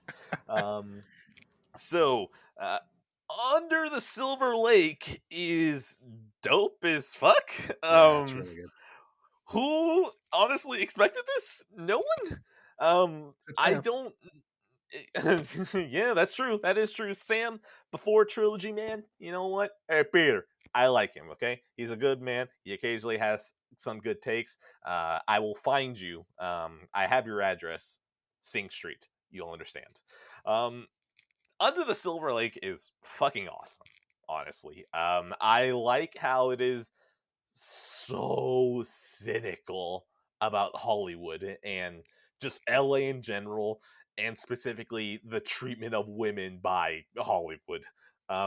That's the main thing I pulled from it, but also I kind of pulled from it like a whole bunch of nihilism. This movie's fucking awesome. I'll toss it to you because I've been hogging all this time. It's okay. This movie's really great, and it sneaks up on you. Like for me, anyways. Like I was like maybe like so it's a long movie. It's 2 hours and 20 minutes, and Mhm. it's fine. I don't actually have a problem with the runtime. I think it's justified. And I was like an hour into it maybe, and I'm like, yeah, this is pretty good, but I don't love it. Like, or I don't hate it. Like, I think I'm gonna have like a boring opinion on it because I kind of wanted to have like either the one or the other and really take a stance on it. And then you just get this ridiculous scene, which I'm not going to spoil, with the songwriter. You know what I'm talking about. And it's just you Oh, get that scene. fucking losing my You mind. get that scene, and you're like, oh, okay. Like, what the fuck was that? Where are we going now? And then it really starts building steam from that point on. And it just kind of keeps going until you get just the perfect fucking ending that's basically just making fun of you for this entire movie. Like that it's just done so well. It's shitting on Hollywood. I also think it's shitting on us too. Or at least it was shitting on me for the way I was perceiving the movie and viewing the movie. Hmm. It's Okay. done so fucking well. And I love it. I love it.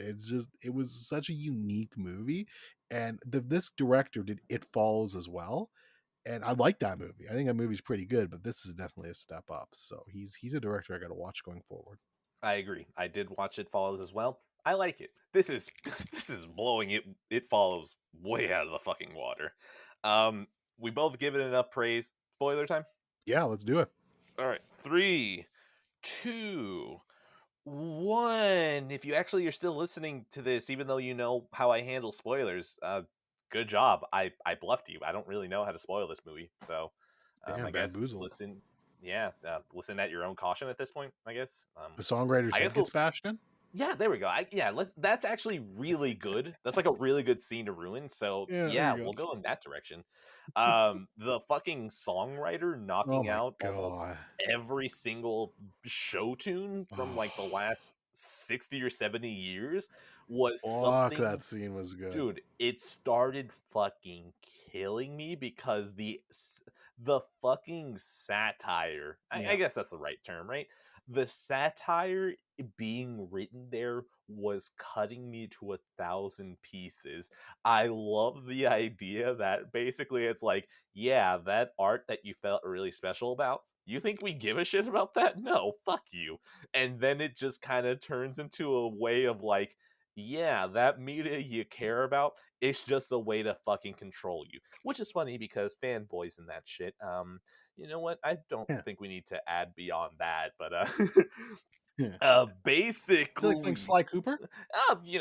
Conquer profile pics as well. Um, Yeah. we had to. So the movie being so cynical, like that's the thing. This movie is so cynical about it that the movie itself gets to have its cake and eat it too. It gets to be a piece of media while also commenting on what a lot of these media pieces are, which is to kind of endear you towards them. So hopefully they can get into your wallet deeper. Which honestly, it works. It really does. But to have the movie so blatantly punch you in the face when it's like, fuck. You really put up a mirror to me right now, didn't you? We didn't need to do this, but you did. Oh my god, that like that I think that's my favorite scene in the movie, Yeah, honestly. I easily. fucking I love that scene so much, and it just and like I said, from that point on, I was like, okay. And I have a special place in my hearts for movies that are just not afraid to shit on Hollywood. Like that are just willing to just go in and say, you know what? Hollywood's a pile of shit. And I literally like just what was it last month ended up watching Mulholland Drive. And like that's like not to spoil anything, but there's a lot of that in there too.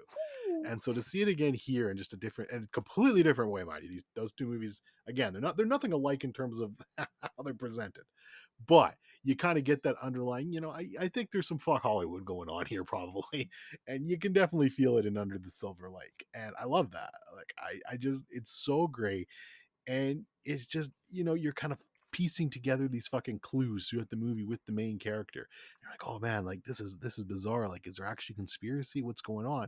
And you kind of put yourself in fucking Andrew, which by the way, Andrew Garfield's amazing in this movie. Yes. But you put yourself in Andrew Garfield's shoes, and just I literally did not think about it until the end, where she's like, "Yeah, this is we just met though," and I'm like, and I kind of sat there for a second. I'm like, "Oh fuck, they did just meet." Oh, and I just did not. That just didn't clue into me until the very fucking end because I was too engrossed in the mystery with Andrew Garfield. And I swear there was just a personal message from the directors being like, fuck you. It's like, oh, god damn it. You're right, though. Like, what the fuck, man? You guys just met. Do you want me to get up my own ass about that? Oh, go ahead. Yeah. Okay, all right. So, you know how I was talking about Hollywood and treatment of women? The Yeah. entire fucking movie, Andrew Garfield is a complete womanizer. Yeah. Oh, yeah. He's fucking all these women. He is staring Yeah. at all of them. This man he just objectifies every fucking woman. Honestly, one of the shots that had me like, fuck, you really did that, huh? Was the shot of the girls walking to the casting call, and it's just a Oh, direct shot of her ass, right? And then yeah. in her hand is her headshots, and I was like, Jesus Christ! Pictures say 1,000 words, and this is all of them and then some. So this movie is so much about how all of it is just sex appeal that is being sold to you and how these women are being grinded up. The other scene that fucking I was like, holy shit, you really did that, huh? where the girl that he calls like Star Searchers or something like that is like, "Do you want to get a blowjob from the main character's girlfriend from your favorite sitcom? Call Stars." And he then asks her, no, what was it? No, before that she says that, he's like, "Wait a minute, I thought you were in a movie. You don't make money from that?" And then she says that, and I was like, Jesus Christ. Oh my God. But I feel what solidifies it from all of this is that final scene, because that final scene, Andrew Garfield is the audience. Andrew Garfield is the parasocial person. Ah, look, we did it again. The Yeah. parasocial person that is following just this pretty girl. And I think she was an actress too, right? Was she an actress? Whatever. But the fact that she is this idealized person that he does not know, and he goes through all the trouble for all this, and then just gets to the end and she's like, "I don't even know you." That is some Catcher in the Rye Jodie Foster shit. That is absolutely 100% parasocial behavior, where this man has projected almost everything that he thinks he knows about her just to have reality come crashing down, and you go, "Oh, wow, you are probably actually fucking insane for all this." Yeah. Oh wait, hold on. And One that's more the thing. best part. Sorry, one more thing that I want to mention because it's another thing to prove. The fact that the rich people are basically pharaohs and they're being buried with their property. Who is their property? 3 women. I rest my case. Yeah. Yeah. No, you're bang on. That's right. And it just I just love it because it reminds me a little bit of like okay, like I don't know if there's a trope or a word for this, but Mhm, like what it reminds me of is 10 Cloverfield Lane, mhm, in the sense that like Howard is such a piece of shit. He's horrible, he's a monster, but he was right. mhm. Like he fucking he was right. There were aliens attacking, and he was right.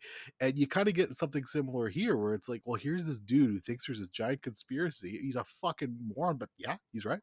You found it, the homeless king. You found him. Good job. And by the way, man, like I'm sorry, but maybe I mean I really tend to think I don't like a lot of pretentious shit. Like I hated the fucking Neon Demon. Mm. This movie's not that pretentious. I'm sorry, it's not.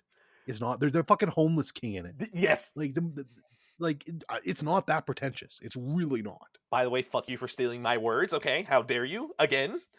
I'm just glad you Which didn't one? butcher it like my fucking Dr Pepper joke. Which one? Which one is steal?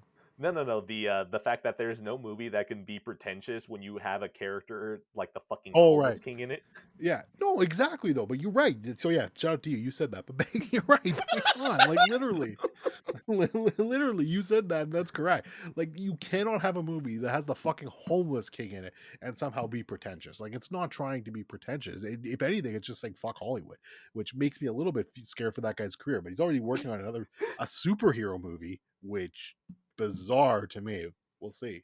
So the funny thing is that what is part of the story for this movie is that this movie was getting shopped around. A24 was going to be like A24 was going to put some muscle behind this thing, but then I think when it got shown at some festivals, it got really mixed reactions, and I think A24 panicked really hard, and they just kept delaying it, delaying it, delaying it until one day they just dumped it in on VOD without any announcement whatsoever. I feel so bad for Yeah. Andrew Garfield, man. Like the guy has been dicked so many times in different projects, in completely different projects. Like Mhm. Amazing Spider-Man, he got fucked over. Now this, like, I'm glad he's finally getting some If his character recognition. got fucked over in The Social Network, can we count that too? Yeah, that too, really. So I mean, like, thank God he's finally getting some recognition for Tick Tick Boom here. At Yes. least he's finally getting something, so I appreciate that. But yeah, this movie's fantastic, way above my expectations. And again, give me that copium, strap it on. Mhm. But A24's releasing their own 4K line now. If this movie ever comes out in a 4K, I will be buying. Look, Easy. look. All the proof shows that A24 does not like this movie. So give Yeah. me every fucking bottle of copium you have because I need this shit in 4K. It would be a nice, very gorgeous cinematography and shots in this too. So I bet it'd be a nice one in 4K, but we Look, will probably never see it. visual storytelling. Hmm. Right? But But yeah, this is a great movie. I loved it. Anything else you want to touch on, or should I go into my score? Do you feel like we're doing this movie an injustice right now? I mean, we could definitely talk about it for longer, for sure. You could do a whole fucking special episode on this movie if you Oh, wanted to. exactly. Yeah. There's so much to talk about with it. Like, but to be honest with you, I think, okay, how do I put this?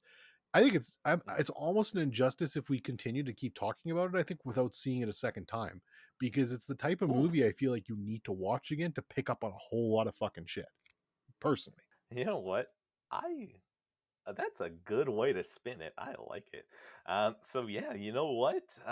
I don't want to promise another special episode because I've already done that so many times, and I'm still an hour and 20 minutes into editing what is probably going to be at the final edit.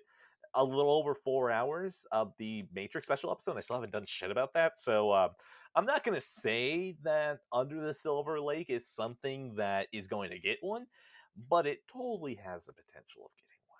Stay tuned. Please, no one ever stay tuned to fucking Pass It Pixels. Okay, scores. The Homeless King just kind of going. Yeah, you're free to go. You're fine. Out of 10. But watch out, just don't say anything, obviously. Yeah, like we're cool, right? Like you're gonna stay silent. Oh, I love it. 4 out of 5 for now. A really great movie. Definitely, I think it has the potential to go up on a rewatch. And now that I know what I'm getting into, so I like it a lot. All right. By the way, that first issue of Nintendo Oh my Power is god, like really rare, isn't yeah, it? very rare and very expensive. Like, it really hurt me just seeing him Sharpie it, and I was Yeah. like, stop doing that, stop doing that. Okay, we good? Yeah, we good. We done. All right, end card, end card. Hey, look at you. You got to the end of the episode. From episode 0 to the day that I finally get lazy and cancel the show, a big thank you to Joey Rawlings for providing the perfect name for the show. Be sure to always give him thanks, either out loud as you're listening to this, or you can just send him a thank you tweet at boogeyman117_. That's boogeyman117, IE instead of Y, double O. Be sure that it's an underscore, not a dash, 117.